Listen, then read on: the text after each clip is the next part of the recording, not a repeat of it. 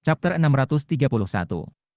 Aku benar-benar harus meluangkan waktu untuk menjelajahi Giant Ghost City juga. Sekarang dia memiliki medali perintah penjaga penjara, meninggalkan lembaga pemasyarakatan iblis itu mudah. Dia muncul dari mata kiri kura-kura batu, di mana medali itu bersinar dengan cahaya lembut yang melindunginya dari perairan parit yang hitam. Tak lama dia sudah keluar dari parit, dan berjemur di bawah sinar matahari sore. Giant Ghost City ramai seperti biasanya, dengan banyak orang bahkan di jalanan dekat parit. Percikan air ketika dia muncul menarik perhatian beberapa penggarap jiwa di dekatnya, dan segera setelah mereka melihatnya, mereka menyadari dari mana dia berasal. Dia dari lembaga pemasyarakatan iblis. Penjara iblis. Hampir semua penanam jiwa di kota hantu raksasa ketakutan dengan penjara iblis. Jadi begitu mereka melihat Bai Xiaon, mereka menurunkan suara mereka dan mengalihkan pandangan mereka. Bahkan ada beberapa penjaga kota yang berpatroli di dekat situ, dan begitu mereka melihatnya dan menyadari siapa dia, mereka hanya berpura-pura tidak memperhatikannya, dan bergegas pergi. Wow, aku tidak pernah menyadari bahwa orang-orang dari lembaga pemasyarakatan iblis memiliki kedudukan yang tinggi. Meskipun dia telah mendengar beberapa desas-desus sebelumnya tentang bagaimana orang memandang lembaga pemasyarakatan iblis, untuk mengalaminya secara langsung karena penjaga penjara sangat berbeda. Aku kira menjadi seorang penjaga benar-benar adalah hal yang baik. Bersihkan tenggorokannya, ia mulai berjalan menyusuri jalan, secara bersamaan mengirim pesan ke Yao Yixing untuk datang bertemu. Kemudian dia mulai mencari-cari tempat untuk membeli jiwa-jiwa pendendam. Yao Yixing sebenarnya tidak terlalu jauh, tetapi karena penerbangan dilarang di dalam batas kota, ia terpaksa bergegas berjalan kaki menuju Bai Xiaon. Ketika Bai Xiaon menunggu Yao Yixing menemukannya, dia berjalan dan mencatat beberapa toko yang menjual jiwa-jiwa yang pendendam. Beberapa besar dan mewah, sementara yang lain lebih kecil dan lebih terspesialisasi. Namun, setelah bertanya-tanya sedikit, dia sedih menemukan bahwa semua toko kekurangan pasokan. Faktanya, tidak ada satupun dari mereka yang benar-benar menjual jiwa-jiwa pendendam, hanya membeli mereka. Setelah memeriksa 7 atau 8 toko dan menemukan bahwa itu sama dengan mereka semua, Bai Xiaon mulai merasa gugup. Lagi pula, dia keluar dengan tujuan khusus membeli beberapa jiwa. Apa yang sedang terjadi? Mengapa semua toko yang berspesialisasi menjual jiwa-jiwa pendendam bahkan tidak punya jiwa untuk dijual? Dengan itu, dia menuju ke jalan lain, tempat dia memeriksa dengan 7 atau 8 toko lain. Yang mengejutkannya, dia menemukan bahwa itu sama dengan mereka semua. Akhirnya, di salah satu toko yang lebih besar, dia meraih tangan seorang tenaga penjual dan bertanya, kenapa tidak ada di antara kalian yang punya jiwa untuk dijual? Apa masalahnya? Bagaimana aku tahu? Jawab si penjual dengan tatapan tajam. Kami kehabisan stok. Untuk apa kamu menangkapku? Apa kamu akan mencoba mengambil jiwaku atau apalah? Salesman ini telah bekerja di Giant Ghost City selama bertahun-tahun, dan telah memiliki mata yang cukup untuk pelanggan. Dia bisa tahu dengan melihat Bai Xiaon, dan juga dari cara dia mengajukan pertanyaan, bahwa dia adalah pendatang baru. Sama sekali tidak tertarik berurusan dengan pendatang baru, si penjual memberinya tatapan tajam dan kemudian bersiap untuk menegurnya sedikit lagi. Kesal dengan sikap pria itu, Bai Xiaon berpikir tentang bagaimana para penjaga kota bereaksi setelah melihat dia terbang keluar dari parit sebelumnya, dan dengan cepat mengeluarkan medali perintah penjaga penjara-penjara iblisnya. Apakah kamu punya nyali untuk mengatakan itu lagi? Dia bertanya dengan marah, memegang medali tepat di depan wajah pria itu. Awalnya, Wiraniaga itu tampak kesal, tetapi ketika dia menyadari bahwa medali perintah lembaga pemasyarakatan iblis sedang dipasang di wajahnya, dia tersentak. Kulit kepala kesemutan tergila-gila, dia menggigil, dan kemudian menempelkan senyum lebar ke wajahnya. Menimbang bahwa dia telah berada di Giant Ghost City selama bertahun-tahun, dia jelas tahu bahwa orang-orang dari lembaga pemasyarakatan iblis termasuk di antara mereka yang seharusnya tidak pernah tersinggung. Lembaga pemasyarakatan iblis adalah tempat yang bahkan ditakuti oleh hantu dan dewa. Para penjaga di sana dikenal sebagai iblis jahat, belum lagi para inkuisitor, yang brutal dan kejam sampai ekstrim. Maafkan aku, Yang Mulia. Yang benar adalah bahwa tidak ada toko di Giant Ghost City yang memiliki jiwa saat ini. Kami sepenuhnya terjual habis. Habis. Bai Xiaon berkata dengan cemberut, amarahnya mulai memudar. Ya itu betul. 3 klan besar telah menimbun jiwa baru-baru ini, mungkin karena masalah penerus Kaisar Neraka. Jika kamu memiliki kebutuhan mendesak, ditinggikan, kami memiliki beberapa jiwa acak di sini di toko, hanya saja tidak terlalu banyak. Menggenggam tangan dengan gugup, si penjual bergegas di belakang meja dan ke belakang toko untuk mengumpulkan beberapa jiwa acak yang tersedia. Jelas, dia tidak ingin menyinggung orang ini dari penjara iblis, dan hanya ingin dia berada di jalan secepat mungkin. Bagaimana mendominasi? Pikir Bai Xiaon. Aku tidak percaya mereka membeli semua jiwa hanya karena beberapa hal penerus Kaisar Neraka. Tidak pernah dia bisa membayangkan bahwa masalah yang jauh dari penerus Kaisar Neraka sudah mulai mempengaruhi secara negatif padanya. Menimbang bahwa sulap api akan membutuhkan lebih banyak dan lebih banyak jiwa, fakta bahwa Giant Ghost City hampir sepenuhnya terjual habis dapat membuat hal-hal menjadi sangat menyusahkan. Apa yang harus aku lakukan sekarang? 3 klan besar jauh dari garis di sini. Kurasa aku seharusnya membersihkan klan Bai bahkan lebih daripada yang kulakukan. Sambil menghela nafas, dia menyadari dia harus mengistirahatkan semua harapannya pada Yo Yixing, dan jiwa-jiwa pendendam apapun yang telah berhasil dia dapatkan dengan informasi Bai Xiaon telah mengirimnya dari tahanan yang diinterogasi. Bahkan ketika Bai Xiaon merenungkan situasi ini, penjual itu kembali dari belakang toko dengan pagoda penimbun jiwa di tangan. Sambil membungkuk dan mengikis, dia berkata, "Yang mulia, di sini ada sekitar 100.000 jiwa. Ini benar-benar semua yang tersisa." Bai Xiaon memindai pagoda penimbunan jiwa, dan mengkonfirmasi bahwa itu berisi jauh dari jumlah yang dia cari. Namun, itu lebih baik daripada tidak sama sekali. Mengangguk kepalanya, dia baru saja akan membayar jiwa-jiwa ketika suara yang terdengar bosan menggema keluar dari pintu masuk toko. Aku akan mengambil jiwa-jiwa itu. 2 pria muda berjalan ke toko, mengenakan pakaian mahal yang sepertinya ditenun dari sutra roh. Jubah mereka berkilauan seperti harta magis, dan jika seseorang melihat dengan cukup dekat, akan mungkin untuk melihat desain pada mereka yang menunjukkan bahwa mereka telah menerima peningkatan roh 7 kali lipat. Di Wildlands, peningkatan semangat lebih umum, tetapi tingkat keberhasilannya sama dengan di tanah Yavenspan. Semakin tinggi level peningkatan semangat, semakin besar kemungkinan ia akan gagal. Kegagalan akan mengarah pada kehancuran total item dan bahan-bahannya, dan itu berarti bahwa setiap item yang memiliki banyak peningkatan semangat mewakili keberuntungan yang menantang surga. Kedua pemuda itu berada di lingkaran besar Yayasan Foundation, dan dari pakaian ajaib mereka, mudah untuk mengatakan bahwa mereka bukan pembudidaya biasa. Mereka diapit oleh 8 penanam jiwa setengah baya, yang sebagian besar berada di yayasan pendirian. Namun, 2 dari mereka jelas memiliki basis budidaya formasi inti. Mempertimbangkan bahwa seluruh kelompok beranggotakan 8 orang membawa diri mereka seperti pelayan, itu membuat kedua pemuda itu tampak lebih menonjol. Bai Xiaon memandangi pakaian itu pada 2 pria muda itu, dan bisa mendengar desah tertahan datang dari orang-orang lain di toko. Ekspresi wajah salesman itu tampak lebih sopan daripada ekspresi yang diberikannya pada Bai Xiaon sebelumnya. Bergegas, dia berkata, "Bertemu dengan baik, Pangeran Chen, Pangeran Cai." "Beri aku jiwa-jiwa itu," kata salah satu pria muda, orang yang telah disebut salesman sebagai Pangeran Cai. Meskipun pria muda itu berbicara dengan suara yang relatif tenang, dari sorot matanya, dia jelas melihat dirinya jauh lebih unggul dari Bai Xiaon. Salah satu pelayannya segera melangkah maju dengan tas memegang untuk mengambil pagoda penimbunan jiwa. Tentu saja, tidak mungkin Bai Xiaon setuju untuk itu. "Pelan-pelan, di sana," katanya dengan marah. "Aku membeli jiwa-jiwa itu." Kedua pemuda itu menatapnya dengan dingin, dan bisa dengan cepat melihat bahwa dia memiliki basis kultivasi formasi inti. Namun, mereka tampaknya tidak peduli tentang itu, mereka juga tidak memperhatikan bahwa dia adalah Bai Hao dari klan Bai. "Kami akan membayar 2 kali lipat," kata Pangeran Cai. Dengan itu, dia dan Pangeran Chen hanya berbalik dan berjalan keluar, jelas bosan. Bai Xiaon sudah merasa sangat terhina, terutama mengingat penjual itu baru saja meliriknya dari sudut matanya, jelas senang bisa menyaksikan adegan ini dimainkan. Kemarahan meningkat, Bai Xiaon mengambil langkah ke depan dan dengan keras menyatakan, "Aku akan membayar 3 kali lipat." Di luar, Pangeran Cai bahkan tidak berbalik sebelum menjawab, "Aku akan membayar 10 kali lipat dari harga aslinya." Kedua pemuda ini adalah anggota klan garis keturunan langsung dari Chen dan Cai Clan, dan bertanggung jawab untuk datang untuk membersihkan jiwa dari berbagai toko di Giant Ghost City.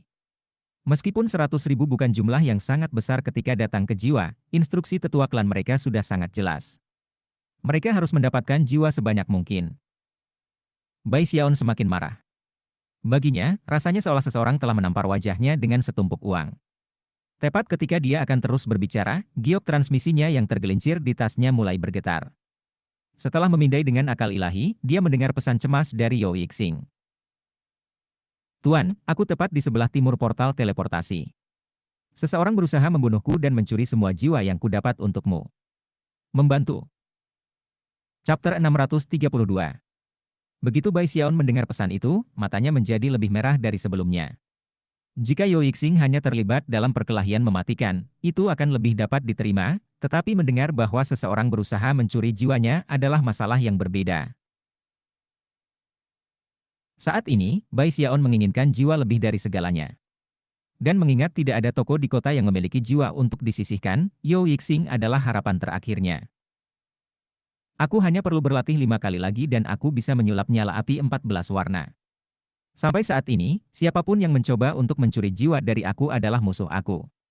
Marah, dan tidak punya waktu untuk berdebat dengan dua pangeran mahkota, ia bergegas keluar dan menuju ke arah portal teleportasi. Begitu dia keluar di tempat terbuka, dia terbang ke udara dan menggantung medali iblis penalentiari medali di lehernya. Meskipun terbang dilarang di kota, ketika penjaga kota yang berpatroli melihat medalinya dan menyadari siapa dia, mereka hanya berpura-pura tidak memperhatikannya. Dia sudah relatif dekat dengan portal teleportasi, jadi ditambah dengan fakta bahwa dia terbang, hanya butuh beberapa saat untuk mencapai tujuannya. Saat dia bergemuruh di udara dalam sorotan cahaya, dia menarik cukup banyak perhatian. Bahkan sebelum dia mendarat, dia bisa melihat Yo Yixing di sebelah timur portal teleportasi, ekspresi putus asa di wajahnya saat dia berjuang dengan sekelompok selusin pembudidaya. Salah satu pembudidaya dalam kelompok itu adalah kepala yang sama dari klan Bai yang telah ditangkap Bai Xiaon saat melarikan diri dari klan. Nyonya Chai juga ada di sana, ditemani oleh sekelompok pengikut yang kebanyakan adalah anggota klan Bai. Ada dua penggarap jiwa yang hadir yang, berdasarkan pakaian mereka, jelas dari dua klan besar lainnya. Saat Bai Xiaon mendekat, kepala klan mendorong tangannya, menyebabkan angin hitam berputar di sekitar Yo Yixing, menguncinya di tempat dan membuatnya tidak mungkin baginya untuk melarikan diri. Melihat Yo Yixing dalam bahaya seperti itu, Bai Xiaon meraung, beraninya kamu, Bai klan rendahan. Saat suaranya bergema seperti guntur surgawi, kelompok dari Bai klan berbalik untuk melihat siapa yang mendekat. Ketika Nyonya Chai mengenali siapa itu, dia menjerit, Bai Hao. Ayah Bai Hao, kepala klan, mendongak dan mulai gemetar. Saat pikiran melintas dalam benaknya tentang bagaimana ia diculik, ia mengertakkan gigi dan menggeram, Bai Hao. Anggota lain dari klan Bai semua terkejut, dan segera diingatkan tentang semua penghinaan yang telah menumpuk di kepala mereka karena Bai Hao. Ini Bai Hao. Patriark tidak bisa membunuhnya saat itu, dan dia akhirnya dibawa pergi oleh Raja Hantu Raksasa. Yo Yixing hampir menangis, hatinya dicengkeram oleh sensasi krisis yang akan segera terjadi. Bantu aku, Tuan. Mata kepala klan terbakar amarah, investigasi kemudian tentang lonjakan Murder Soul telah membawanya ke Yo Yixing, dan dia dengan cepat menyadari bahwa dia bekerja dengan Bai Xiaon. Karena itu, setelah menatapnya selama kunjungan ke kota ini, ia segera berusaha menculiknya. Namun, sekarang Bai Xiaon telah muncul, kepala klan mengubah rencananya. Alih-alih mencoba menculik Yo Yixing, ia akan mencoba membunuhnya. Mendengus dingin, dia mengulurkan tangan dan membuat gerakan menggenggam ke arah Yo Yixing, menyebabkan angin hitam berubah menjadi pisau angin. Kami mungkin tidak bisa menyentuhmu karena statusmu di Giant Ghost City, geramnya, tapi itu tidak berarti aku tidak bisa membunuh pengikutmu. Harapan baru saja muncul di depan Yo Yixing, hanya untuk digantikan oleh pedang angin hitam, yang sekarang menebas ke arahnya, mengisi hatinya dengan keputusasaan. Meskipun semua hal ini membutuhkan waktu untuk dijelaskan, mereka terjadi pada saat dibutuhkan percikan untuk terbang dari sepotong batu. Melihat apa yang terjadi, mata Bai Xiaon menyipit, dan dia meledak dengan kecepatan yang lebih besar dari sebelumnya. Dia tidak menggunakan Mountain Shaking Bash, dia menggunakan Hex Abadi. Siapapun yang mengamatinya akan melihatnya kabur, sementara baginya, lingkungannya tiba-tiba melambat. Lalu dia menghilang. Sementara itu, bilah angin menebas ke arah Yo Yixing, dan dia meratap dengan sedih. Tapi kemudian suara teriakan bisa terdengar saat Bai Xiaon tiba-tiba muncul tepat di depan Yo Yixing. Di sana, dia mengulurkan tangan dan memukul bilah angin. Boom! Bilah angin hancur menjadi potongan-potongan yang tak terhitung jumlahnya yang berputar ke segala arah. Pada saat yang sama, para pembudidaya klan Bai semua mundur. Murid-murid menjadi bingung. Kepala klan maju selangkah, melakukan gerakan mantera dengan tangan kanannya saat dia berkata, merasa ingin bunuh diri, Bai Hao. Seketika, ratapan hantu dan serigala bisa terdengar saat dia menggunakan sihir rahasia Bai Klan yang khas, menyebabkan akal ilahi untuk berubah menjadi hantu bayangan yang tak terhitung jumlahnya yang menerkam ke arah Bai Xiaon. Aku mengalahkanmu sekali sebelumnya, apakah kamu benar-benar cukup gila untuk mencoba lagi? Bai Xiaon menembak ke belakang, membanting ke Yao Yixing yang terkejut untuk mengirimnya jatuh. Kemudian, Bai Xiaon memelototi kepala klan saat beberapa bayangan muncul, yang tidak lain adalah 4 klonnya. Bahkan ketika mereka muncul di tempat terbuka, mereka secara bersamaan melepaskan serangan tinju ke kepala klan. Sebuah ledakan besar diluncurkan untuk mengisi hampir setengah dari Giant Ghost City. Seketika, banyak sinar cahaya mulai menembak ke arah mereka. Pertempuran sihir dilarang di Giant Ghost City. Tetap tangan kamu segera. Berhenti di sana. Suara-suara terdengar dari patung hantu raksasa besar di tengah kota, serta aliran rasa ilahi yang mengejutkan. Secara bersamaan, Bai Xiaon dan klonnya menabrak ketua klan, setelah itu mereka semua terhuyung mundur. Adapun kepala klan, darah mengalir keluar dari mulutnya, dan dia terengah-engah saat dia menatap marah Bai Xiaon. Bai Xiaon juga mendukung, tetapi tidak terluka. Itu bahkan ketika dia memikirkan keuntungan dan kerugian dari bertarung dengan Bai Klan di dalam Giant Ghost City bahwa suara dan perasaan ilahi dari penjaga kota muncul, sangat melegakannya. Tanpa ragu-ragu, Bai Xiaon berteriak, beraninya kamu menyergap seseorang dari penjara iblis, orang tua Bai.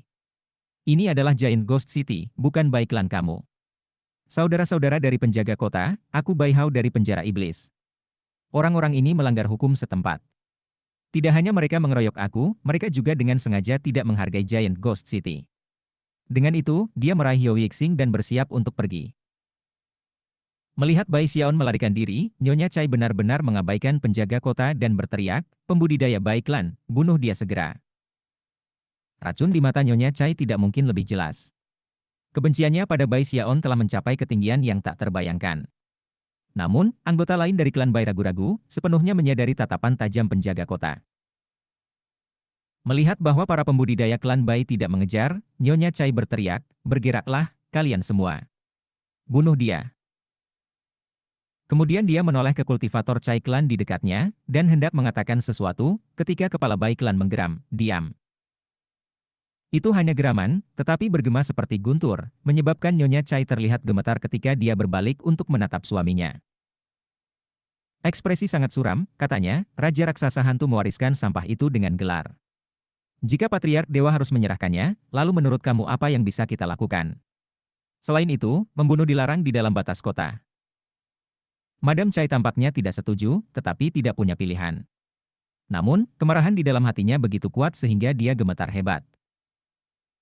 Adapun penjaga kota, ketika mereka melihat bahwa Bai Klan sedang berdiri, dan bahwa Bai Xiaon sudah pergi, mereka melihat sekeliling dengan waspada sebentar, lalu pergi. Tak lama, jalanan sudah tenang. Para petani Bai Klan saling bertukar pandang dengan canggung, dan Nyonya Chai menggertakkan giginya. Melirik dengan muram pada Bai Xiaon yang melarikan diri, kepala klan menoleh ke Nyonya Chai dan dengan tenang berkata, tunggu sebentar lagi. Setelah langit berubah, kita akan memiliki kesempatan. Nyonya Chai terkejut, tetapi dengan cepat menyadari apa yang dibicarakan oleh ketua klan. Chapter 633. Bai Xiaon membawa Yao Yixing bersamanya saat dia meninggalkan area portal teleportasi. Setelah memeriksa untuk memastikan mereka tidak diikuti, mereka berhenti di gang acak untuk mengatur napas. Kemudian Bai Xiaon akhirnya mengambil waktu sejenak untuk berpikir tentang bagaimana 3 klan besar telah membeli begitu banyak jiwa sehingga ia hampir tidak memiliki apapun untuk dibeli. Bahkan, mereka telah menawarkan harga 10 kali lipat dari harga normal untuk beberapa jiwa sekarang.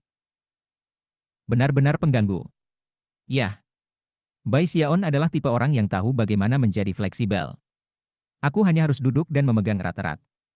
Mengingat betapa menakutkan Patriark Bai Klan, dan fakta bahwa dia sementara terjebak di Wildlands, dia menyadari bahwa dia tidak punya pilihan lain. Pada titik inilah Yao Yixing, sadar dia baru saja lolos dari bencana, menggenggam tangan dan berkata, terima kasih banyak, Tuan. Jika kamu datang bahkan beberapa saat kemudian, aku mungkin tidak akan pernah bisa melihat kamu lagi. Maaf telah menyeretmu ke dalamnya, kata Bai Xiaon. Oh, benar. Apakah kamu mendapatkan semua jarahan yang aku kirimi pesan tentang kamu? Semua itu, jawab Yo Yixing. Tapi kemudian dia meringis. Sayangnya, orang-orang dari 3 klan besar, mereka merampokku bersih. Apa? Kata Bai Xiaon, matanya melebar. Bai Xiaon sangat marah sehingga dia merasa ingin meledak. Penindas total dan total. Pikirnya. Bai Xiaon adalah tipe orang yang tahu bagaimana menjadi fleksibel, tapi kali ini, aku tidak bisa hanya duduk dan tidak melakukan apa-apa. Ini konyol. Kamu pengganggu besar. Kamu jelas-jelas hanya berusaha memanfaatkan betapa jujurnya aku. Bai Klan, Cai Klan, dan Chen Klan semua penuh dengan bajingan. Semakin dia memikirkannya, semakin marah dan terhina. Lagi pula, dia tidak merampok apapun dari 3 klan besar, namun mereka telah pergi dan merampoknya.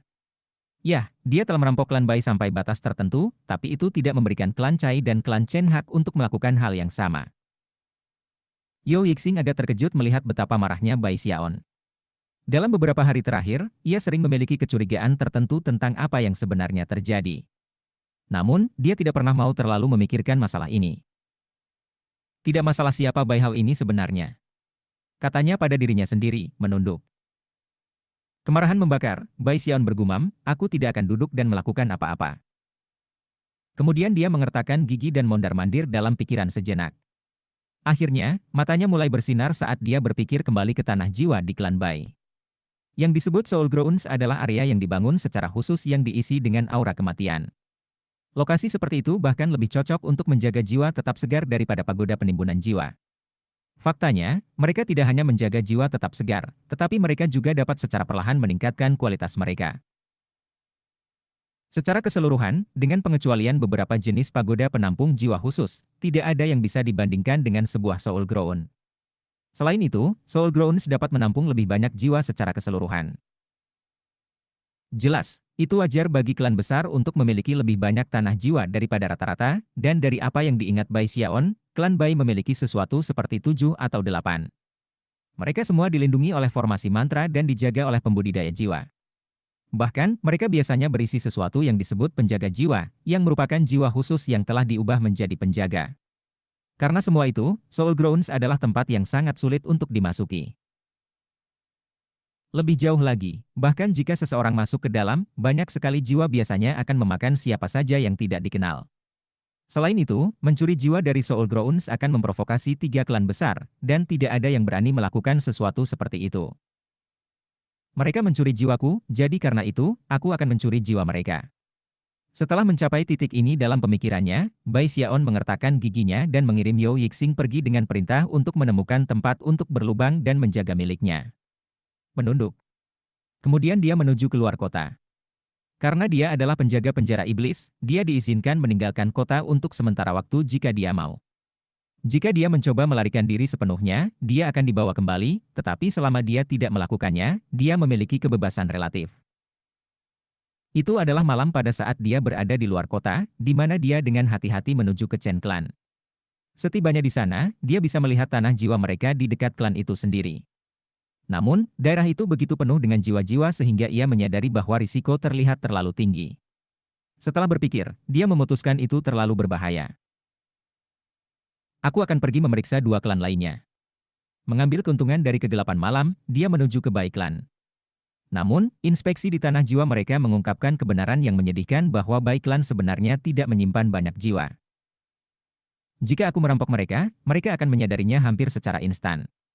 Lagi pula, aku ingin banyak jiwa. Dengan itu, dia menuju klan Cai. Itu jauh di malam hari saat dia tiba di dekat tanah jiwa Cai Klan. Di sana, matanya mulai bersinar terang. Wilayah jiwa Cai Klan berbeda dari Chen Klan. Alih-alih ditempatkan di dekat rumah-rumah leluhur, mereka tersebar agak sembarangan. Beberapa dari mereka sangat dekat dengan tempat tinggal, tetapi yang lain beberapa kilometer jauhnya. Bai Xiaon bahkan menemukan 2 yang sepenuhnya 20 kilometer jauhnya dari salah satu bangunan lainnya.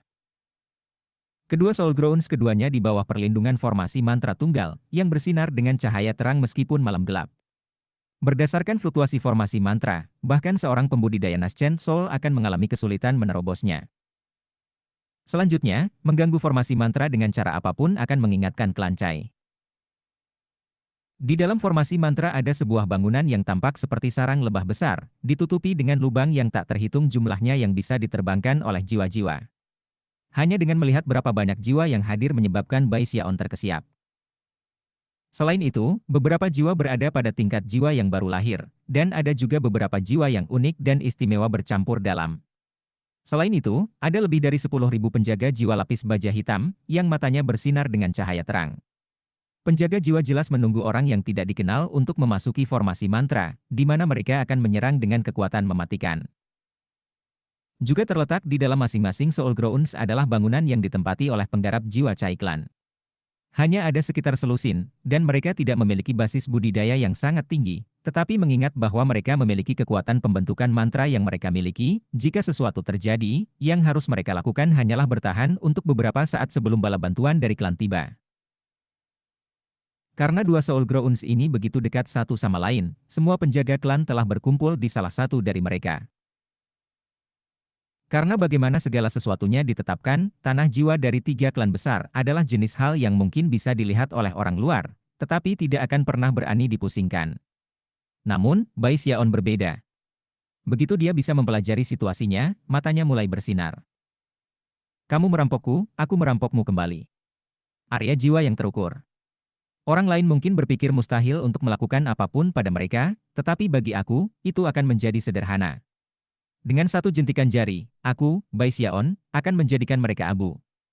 Setelah membuat beberapa perhitungan, dia mengambil langkah maju dan langsung menembus udara. Benar-benar mengabaikan formasi mantra pertahanan, dan bahkan tidak menarik perhatiannya, dia muncul di tengah-tengah tanah jiwa. Itu terjadi begitu cepat sehingga penjaga Chai Clan tidak punya waktu untuk bereaksi, dan untuk penjaga jiwa yang berpatroli, mereka hanya ternganga kaget. Mata penjaga klan melebar, dan mereka menatap Bai Xiaon sejenak sebelum salah satu dari mereka berkata, "Kamu." Namun, sebelum hal lain bisa terjadi, Bai Xiaon melepaskan serangan tinju. Sebuah ledakan besar terdengar ketika serangan meledak ke para pembudidaya klan Chai, mengirim mereka jatuh ke belakang, darah menyembur keluar dari mulut mereka sebelum mereka hanya jatuh pingsan. Pada titik ini, penjaga jiwa mulai bereaksi, membiarkan teriakan menusuk saat mereka menembak ke arah Bai Xiaon. Namun, saat itulah dia menginjakkan kakinya ke tanah, menyebabkan riak menyebar seperti yang akan terjadi di permukaan kolam ketika batu menghantamnya. Sebagai reaksi, bangunan yang mengambang seperti sarang lebah meletus dengan suara jeritan ketika gelombang jiwa melonjak. Hati Bai Xiaon sudah berdebar saat melihat begitu banyak jiwa. Bersemangat, dia tidak ragu sejenak untuk membuang pil konvergensi jiwa. Aku butuh kecepatan. Strategi serangan kilat. Suara gemuruh bisa terdengar saat dia membuang lebih banyak pil konvergensi jiwa, menciptakan lubang hitam yang langsung menyedot jiwa-jiwa menjerit yang tak terhitung jumlahnya, kemudian mengubahnya menjadi bola jiwa. Ini luar biasa. Sungguh tambang emas. Dalam kegembiraannya, dia melihat ke tanah jiwa kedua, dan memutuskan bahwa dia mungkin juga membunuh dua burung dengan satu batu. Setelah mengumpulkan semua bidang jiwanya, ia bergerak, muncul di tanah jiwa kedua, di mana adegan yang mirip dengan apa yang baru saja terjadi dimainkan. Chapter 634. Bahkan penjaga jiwa pun tidak bisa melarikan diri. Dalam waktu kurang dari yang dibutuhkan setengah dupa untuk membakar, dua Soul Grounds telah dibersihkan sepenuhnya dari semua jiwa. Bai Xiaon sangat senang dengan jumlah bidang jiwa yang telah dia dapatkan, yang cukup untuk membuatnya tetap bertahan, setidaknya untuk sementara. Namun, pada saat dia menyedot jiwa-jiwa terakhir, dia tampaknya memicu sesuatu dalam formasi mantra, yang mengirim pilar cahaya yang bersinar ke langit. Jelas, itu adalah sesuatu yang klan Chai akan cepat sadari. Sialan. Apakah mengosongkan Soul Grounds memicu pembentukan mantra? Bai Xiaon berpikir, wajahnya jatuh. Cahaya terang dari formasi mantra langsung diperhatikan oleh orang-orang di klan Chai, yang mulai mengucapkan seruan keterkejutan ketika mereka terbang ke udara. Apa yang sedang terjadi? Apakah itu berasal dari Soul Grounds? Apa yang terjadi? Sepertinya formasi mantra Soul Ground menyala. Tidak tunggu, dua Soul Grounds. Bahkan Patriark Chai klan terbang keluar dan bergegas ke arah Soul Grounds. Gelisah karena ketakutan, Bai Xiaon bersiap untuk pergi, tetapi kemudian berhenti di tempat. Pil konvergensi jiwa meninggalkan bukti. Jika orang melihat terlalu dekat, mereka mungkin menebak siapa aku sebenarnya. Aku perlu menyingkirkan bukti. Bahkan jika mereka melihat aku, itu tidak masalah selama identitas aku yang sebenarnya tidak terungkap. Dia dengan cepat mengeluarkan api 12 warna yang telah disulapnya sebelumnya sebagai persiapan untuk upaya lain pada nyala api 13 warna. Seketika, salah satu klonnya keluar dan melanjutkan proses sulap. Mempertimbangkan seberapa baik dia berlatih dan bahwa klonnya membantu, semuanya berjalan sangat cepat. Namun, menyulap api bukanlah tujuan sebenarnya. Tepat ketika warna ke-13 akan segera muncul, nyala api menjadi tidak stabil berkat klonnya. Lalu, api meledak. Suara gemuruh memenuhi langit dan bumi saat awan merah cerah muncul di atas. Kemudian, banyak baut api 13 warna muncul dan mulai jatuh dari langit. Panas yang tak tertandingi memenuhi langit dan bumi, dan kedua medan jiwa itu langsung dibakar. Bahkan, tidak hanya bukti pil konvergensi jiwa dihilangkan, tetapi formasi mantra juga tidak stabil, dan mulai runtuh. Tentu saja, Bai Xiaon bukan tipe yang bisa membunuh tanpa pandang bulu, jadi dia memastikan untuk membuang para petani kelancai yang tidak sadar ke lokasi yang aman. Bahkan ketika api menyebar, Bai Xiaon berubah menjadi seberkas cahaya yang melesat dengan kecepatan tinggi, dipenuhi dengan sensasi telah merampok jiwa yang dia butuhkan dan kemudian menghancurkan bukti. Siapa yang menyuruhmu merampok jiwaku? HMMMPHH, hatinya berdebar dengan kesadaran bahwa ia baru saja melakukan sesuatu yang besar. Namun, sekarang bukan saatnya untuk merenungkan situasi. Bahkan saat dia mulai melaju kencang, raungan kemarahan meledak. Beraninya kamu ikut campur dengan jiwa Cai klan kami. Apakah kamu memiliki keinginan mati? 8 sosok muncul di tempat terbuka, dan mulai bergerak dengan kecepatan seperti kilat. Salah satunya adalah seorang pemuda yang tampaknya berusia kurang dari 30 tahun, tetapi yang memiliki rambut perak penuh, dan memancarkan aura lingkaran besar formasi inti. Bahkan ada sedikit Naschen Soul yang terasa padanya, seolah-olah dia begitu dekat dengan tahap Naschen Soul sehingga yang harus dia lakukan hanyalah bermeditasi terpencil dan menghabiskan sedikit waktu, dan dia akan berhasil. Dalam hal kecepatan, dia sudah mirip dengan pembudidaya Naschen Soul, dan saat dia menatap Bai Xiaon, ekspresi kemarahan bisa terlihat di matanya. Adapun 7 pembudidaya di belakangnya, mereka semua ahli formasi inti, dan wajah mereka semua bersinar dengan marah ketika mereka melihat tanah jiwa yang terbakar dan hangus. Apakah kamu ingin mati? Ketika mereka melihat Bai Xiaon melarikan diri ke kejauhan, niat membunuh mereka meledak dengan kekuatan penuh. Itu hanya gelombang pertama yang muncul. Berikutnya adalah para tetua klan Naschen Soul. Bai Xiaon kaget pada seberapa cepat klan Cai bereaksi, dan tahu bahwa jika dia terlibat dalam pertarungan yang berlarut-larut, dia kemungkinan akan berakhir dengan cedera serius. Karena itu, ia melarikan diri dengan kecepatan tinggi. Mempertimbangkan kecepatan yang dia mampu, dia langsung bisa membuat jarak yang sangat besar antara dirinya dan para pengejarnya. Lalu, dia menghilang begitu saja. Ketika orang berambut perak yang terpilih melihat bahwa Bai Xiaon akan melarikan diri, niat membunuhnya semakin kuat. Tanpa ragu sedikit pun, dia menampar tasnya untuk menghasilkan kulit binatang buas yang dia buang ke depannya. Kulit binatang itu langsung menyala, dan ketika terbakar, udara di belakang pria muda itu berdesir saat binatang buas muncul. Itu adalah burung hering besar yang berkepala dua, dengan lebar sayap beberapa ratus meter. Begitu muncul, ia melemparkan kepalanya ke belakang dan melepaskan tangisan menusuk sebelum mengepakkan sayapnya dan terbang. Pada saat yang sama, klan Cai yang dipilih melompat ke punggungnya. Yang mengejutkan, pemuda itu menggunakan beberapa teknik yang tidak diketahui untuk mengikuti bukti perjalanan Bai Xiaon dan melacaknya. Bai Xiaon terhuyung keluar ke tempat terbuka sekitar 5 km jauhnya. Tidak berhenti bahkan untuk sesaat, dia menuju dengan kecepatan tinggi menuju Giant Ghost City. Harus mempercepat. Jika ada orang dari klan Cai yang menangkap aku akan berada dalam bahaya besar. Sekarang, perasaan yang ia rasakan karena menyambar semua jiwa sudah hilang, dan ia sekarang mulai merasa cemas dan takut. Mereka memaksaku untuk melakukannya. Pikirnya, menyeka keringat dari alisnya. Saat dia melesat di udara dalam seberkas cahaya, Giant Ghost City semakin dekat. Dalam beberapa saat, dia akan berada di sana. Namun, saat itulah suara siulan yang kuat memenuhi udara, dan angin kencang bertiup. Itu adalah jenis angin yang mampu memusnahkan kehidupan apapun yang disentuhnya, dan itu langsung menusuk Bai Xiaon ke intinya.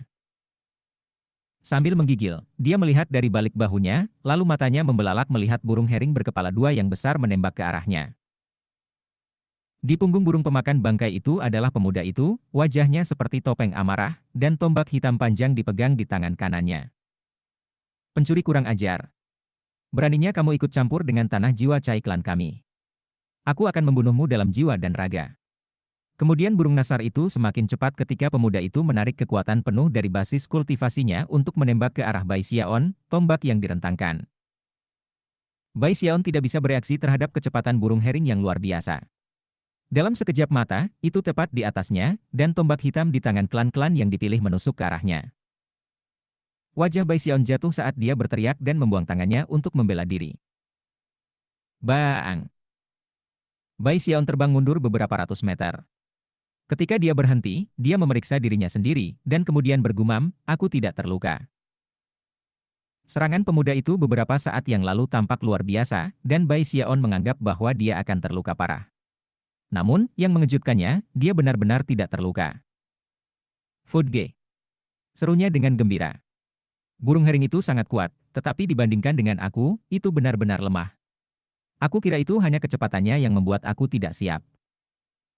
Pria muda di hering tersentak kaget saat dia melihat Bai Xiaon. Burung heringnya mampu mempercepat menyaingi lingkaran besar dari tahap Nas Chen Soul. Ditambah lagi, dia telah memperkuat tombaknya dengan basis kultivasinya, yang berarti dia seharusnya bisa melukai seseorang dengan serius bahkan pada tahap Nas Chen Soul. Tapi pencuri ini berakhir tanpa terluka. Benar-benar terguncang, pemuda itu melihat lebih dekat ke wajah Bai Xiaon yang menyebabkan matanya melebar. Kamu Bai Hao. Karena bagaimana dia memberontak terhadap klan Bai, wajah Bai Hao sangat terkenal di daerah itu. Meskipun tidak semua orang akan mengenalinya, bahkan tidak banyak pembudidaya sutra dari 3 klan besar, elit yang dipilih semuanya melihat fotonya.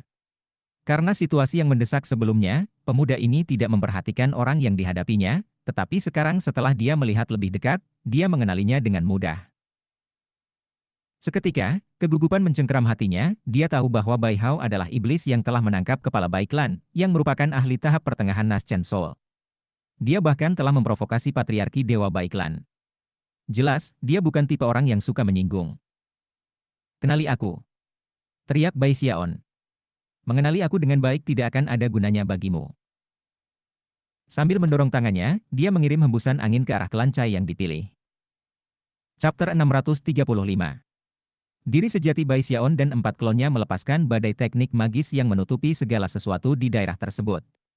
Badai 5 bagian mengamuk di sekitar klan Cai yang dipilih, menyatu dengannya dengan kekuatan mematikan. Kulit kepala yang dipilih muda itu menggelitik begitu keras hingga rasanya seperti meledak. Auranya terhuyung tidak stabil, dan dia sudah menyesali betapa impulsifnya dia dalam mengejar. Namun, tidak ada waktu untuk berpikir atau merencanakan saat ini. Yang bisa ia lakukan hanyalah membalikkan burung heringnya dan mencoba melarikan diri secepat mungkin. Syukurlah baginya, burung hering itu sangat cepat. Pada saat badai teknik magis mencapai tempat yang baru saja dia tempati, dia berada beberapa ratus meter jauhnya.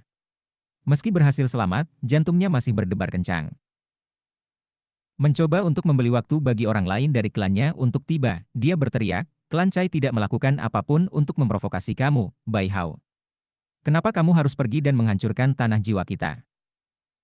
Bai Xiaon mengerutkan kening.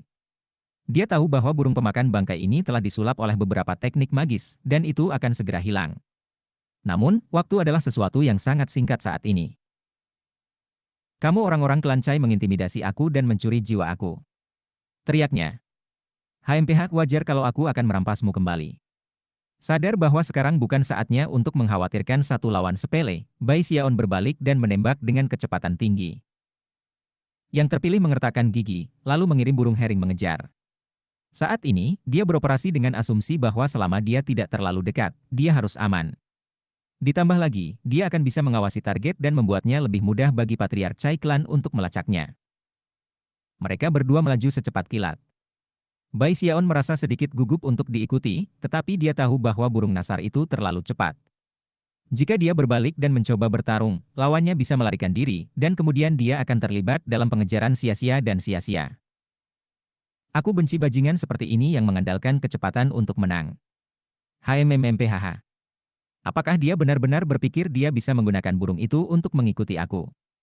Matanya menyala dengan cahaya dingin, tetapi wajahnya tetap tanpa ekspresi. Melanjutkan menuju langsung ke Giant Ghost City, dia mengirimkan aura Frigid Paragon, meskipun dia melakukannya dengan sangat hati-hati, sehingga itu tidak jelas. Ketika dinginnya mencapai burung nasar, klan Cai memilih menggigil. Sesaat kemudian, wajahnya jatuh ketika dia menyadari bahwa dia harus jatuh kembali. Namun, pada saat itu tidak ada cukup waktu. Bai Xiaon berbalik dan berkata, sudah terlambat. Dengan aura frigid paragonnya tersebar di domain dingin, Bai Xiaon bisa berteleportasi semudah seorang pembudidaya Nas Chen Soul. Bahkan ketika suaranya bergema, dia menghilang, muncul kembali tepat di atas burung nasar, di depan klan Cai yang dipilih. Di sana, ia melepaskan Mountain Shaking Bash, meluncurkan dirinya ke arah pemuda yang terpilih dengan kekuatan yang menakutkan. Kamu, karena tidak punya waktu untuk menghindar, pria muda itu bersiap untuk dampak. Basis kultivasinya berada di puncak mencapai tahap jiwa Nas Chen, namun, dibandingkan dengan Bai Xiaon, dia lemah. Ledakan terdengar saat Bai Xiaon menghantam dada pria muda itu, menyebabkan darah keluar dari mulutnya.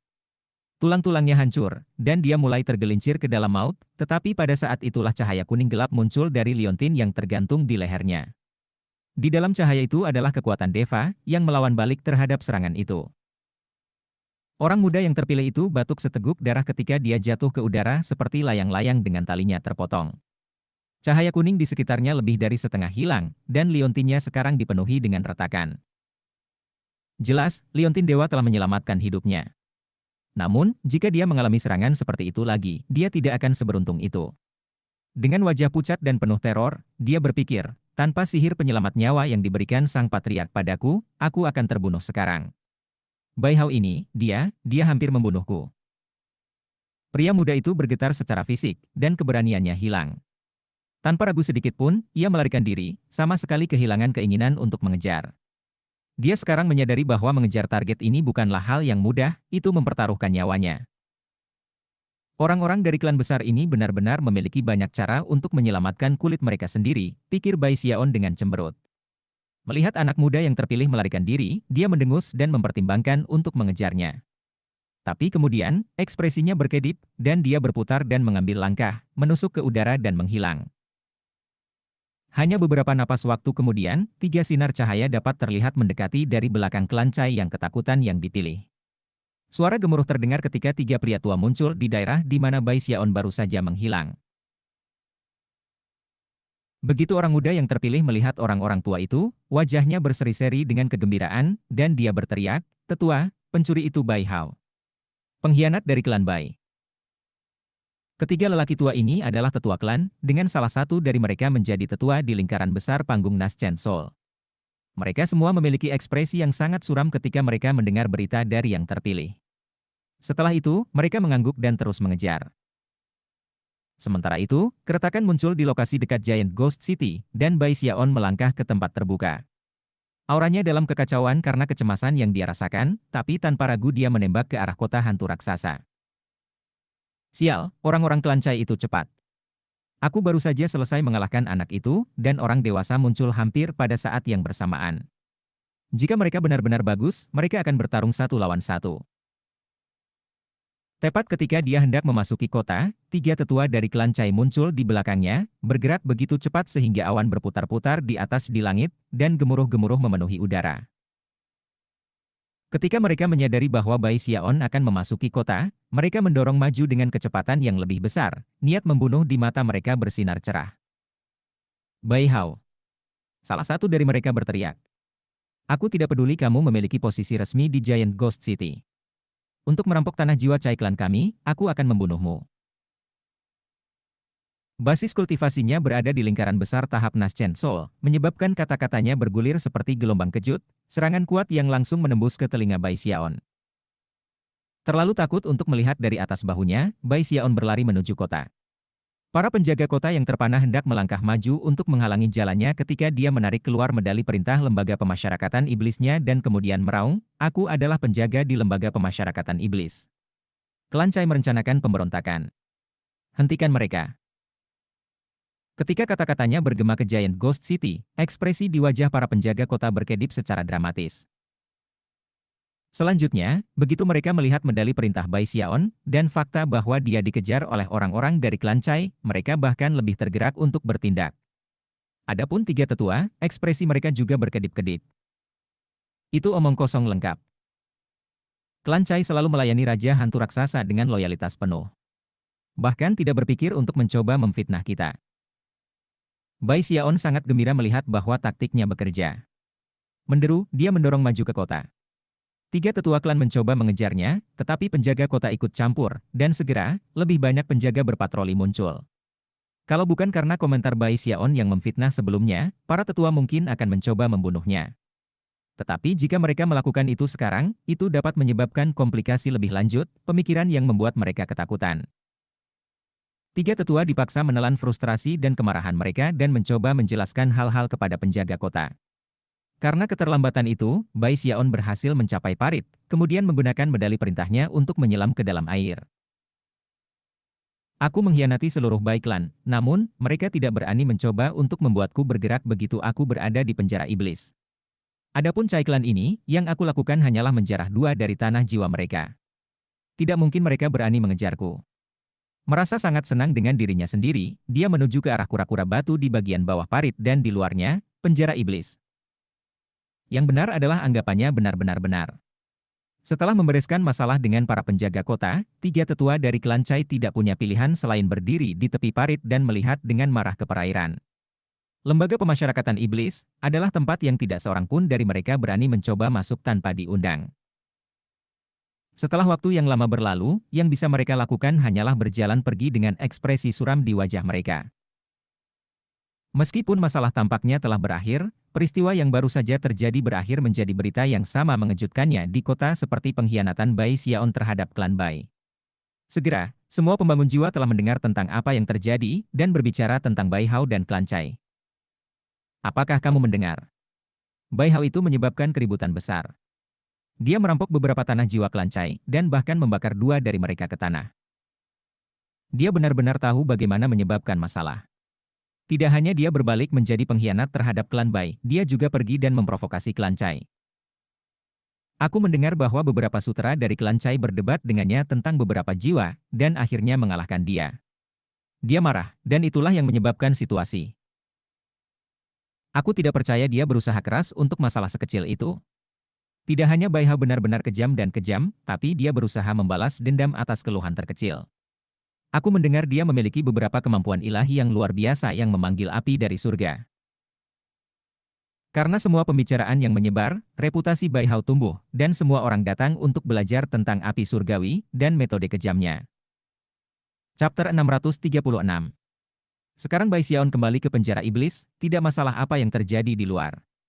Dia dengan cepat kembali ke tempat tinggalnya, dan setelah menunggu beberapa hari untuk memastikan tidak ada dampak dari peristiwa baru-baru ini, dia akhirnya menghela napas lega.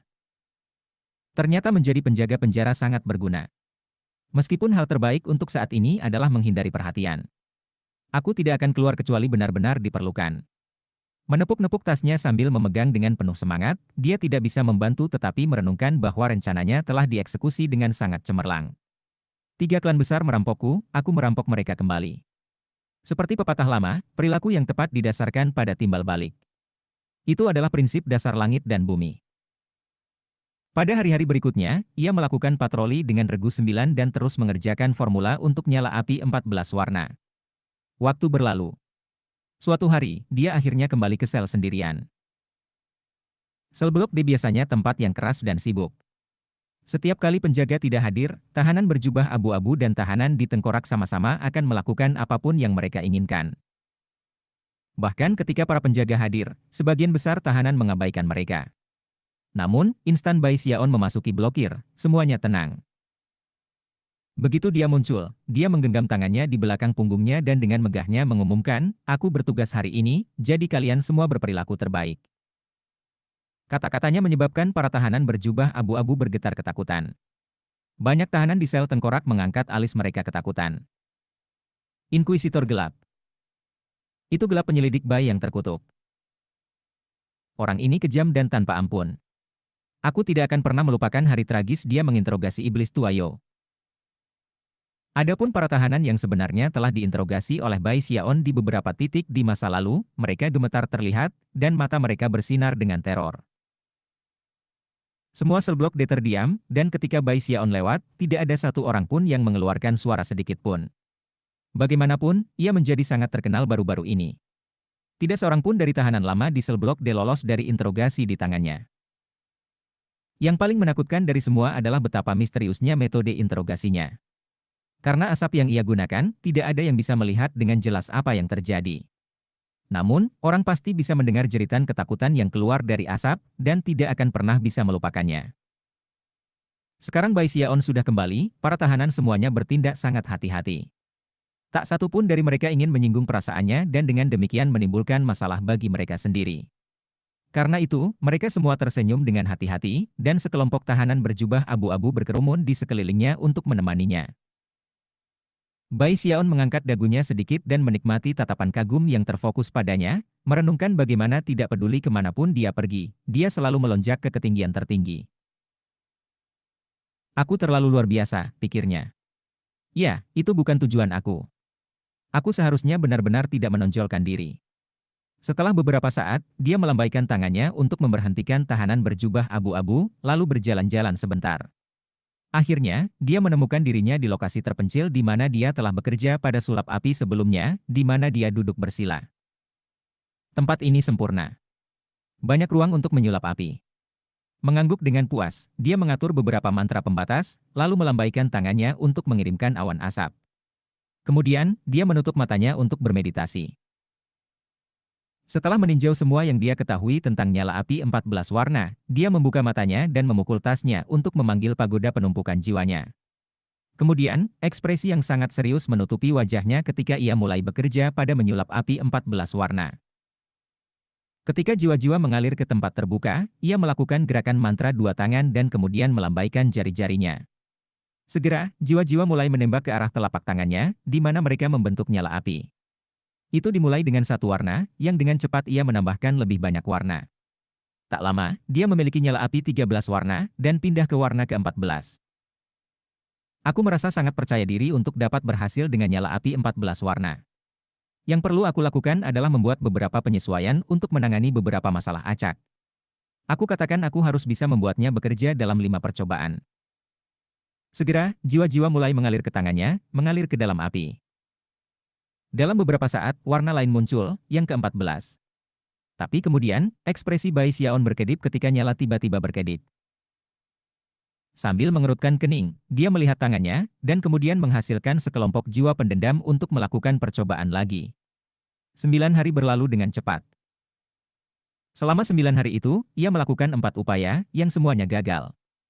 Namun, dia tidak membiarkan itu mengecewakannya. Dia memiliki banyak jiwa untuk diajak bekerja sama, dan setiap kegagalan membawanya ke pemahaman yang lebih dalam. Pada hari ke-10 di dalam sel itu dia duduk bersila, matanya merah dan rambutnya berantakan, tetapi ekspresinya menunjukkan kegembiraan. Aku sudah menyelesaikan semua masalah. Kali ini, aku harus berhasil membuat nyala api 14 warna. Itu akan menempatkanku di puncak pangkat necromancer terestrial. Jika aku bisa membuat api 15 warna, maka aku akan menjadi ahli nujum surgawi. Hatinya membengkak dengan antisipasi, dia telah berada di Wildlands selama beberapa waktu sekarang, dan mengerti sedikit tentang ahli nujum. Jelas, bahkan klan besar memandang ahli nujum langit sebagai sangat kuat dan penting. Di luar itu adalah peringkat duniawi, yang bahkan lebih jarang. Mereka memiliki posisi yang sangat tinggi, mungkin tidak setinggi Raja Surgawi, tetapi jelas melampaui para dewa. Mata berbinar, dia mengambil napas dalam-dalam dan menenangkan diri. Semuanya berjalan sangat lancar, dia mulai dengan nyala api 1 warna dan bekerja hingga 13 warna tanpa henti. Kemudian, dia menjentikan lengan bajunya, menyebabkan sekelompok besar jiwa pendendam terbang keluar. Akhirnya, dia berteriak, dan mengirim nyala api berwarna 13 menyebar ke lautan api. Jiwa-jiwa mulai mengalir ke dalam api 13 warna, suatu proses yang memakan waktu lebih sedikit daripada yang diperlukan setengah dupa untuk membakar. Pada saat itulah warna ke-14 muncul. Jantungnya berdebar kencang, tetapi tangannya tetap sangat stabil saat dia mengirim akal ilahi untuk mengendalikan berbagai hal. Api 14 warna perlahan mulai menyusut, selama waktu itu perhatiannya benar-benar terfokus pada tugas yang dihadapi. 1 jam kemudian, dia dengan hati-hati menutup tangannya menjadi kepalan, menyebabkan lautan api menghilang di dalam. Jantung melonjak di dalam dirinya, perlahan-lahan dia membuka tangannya, mengungkapkan lidah nyala api 14 warna yang gemilang. Sebuah cahaya bersinar yang tampaknya melampaui segala sesuatu di sekitarnya, disertai dengan panas yang mengerikan. Meskipun api 14 warna tidak akan cukup untuk mengancam dewa, itu cukup kuat untuk menghancurkan sebagian besar jenis pembudidaya Nascent Soul. Itu berhasil. Aku akhirnya berhasil. Dia tertawa keras dengan sukacita. Selanjutnya adalah nyala 15 warna. Itu pasti akan sangat sulit. Tetapi jika aku membuatnya bekerja, maka aku akan menjadi ahli nujum surgawi. Meskipun, api seperti itu tidak akan banyak berguna bagi aku kecuali aku meningkatkan kecakapan pertempuran aku terlebih dahulu. Menekan kegembiraannya, ia menyingkirkan nyala api 14 warna, dan kemudian menghitung berapa banyak jiwa yang tersisa. Jika aku melakukan peningkatan semangat 14 kali lipat pada semua hal yang aku miliki, maka meskipun aku belum di level Nascent Soul, kecakapan bertarungku masih akan sangat tinggi. Pemikiran yang hanya tentang hal itu membuatnya bersemangat. Bagaimanapun, dia selalu sangat fokus untuk melengkapi dirinya sendiri secara maksimal. Tanpa ragu sedikit pun, dia memutuskan bahwa dia harus melakukan peningkatan semangat. Namun, sebelum dia bahkan bisa mengeluarkan kura-kura, dia tiba-tiba memikirkan sesuatu. Tunggu, ada terlalu banyak mata di sini, bahkan dengan kabutku untuk menyembunyikan diriku, aku harus benar-benar berhati-hati. Wajan aku adalah harta sejati, dan aku tidak bisa membiarkan siapapun melihatnya. Profil rendah. Profil rendah. Aku harus berhati-hati di sini di Wildlands. Aku tidak bisa membuat heboh besar. Dengan itu, dia melambaikan tangannya, mengusir kabut dan mentransformasikannya menjadi seberkas cahaya yang melesat kembali ke pintu masuk blok sel. Ketika dia pergi, kebetulan ada seorang lelaki tua duduk bersila di salah satu sel tengkorak agak jauh. Dia memiliki tanda lahir merah di wajahnya, dan tampak seperti tahanan lainnya di setiap aspek. Namun, saat Bai Xiaon pergi, dia mendongak, dan sinar misterius bisa terlihat di matanya.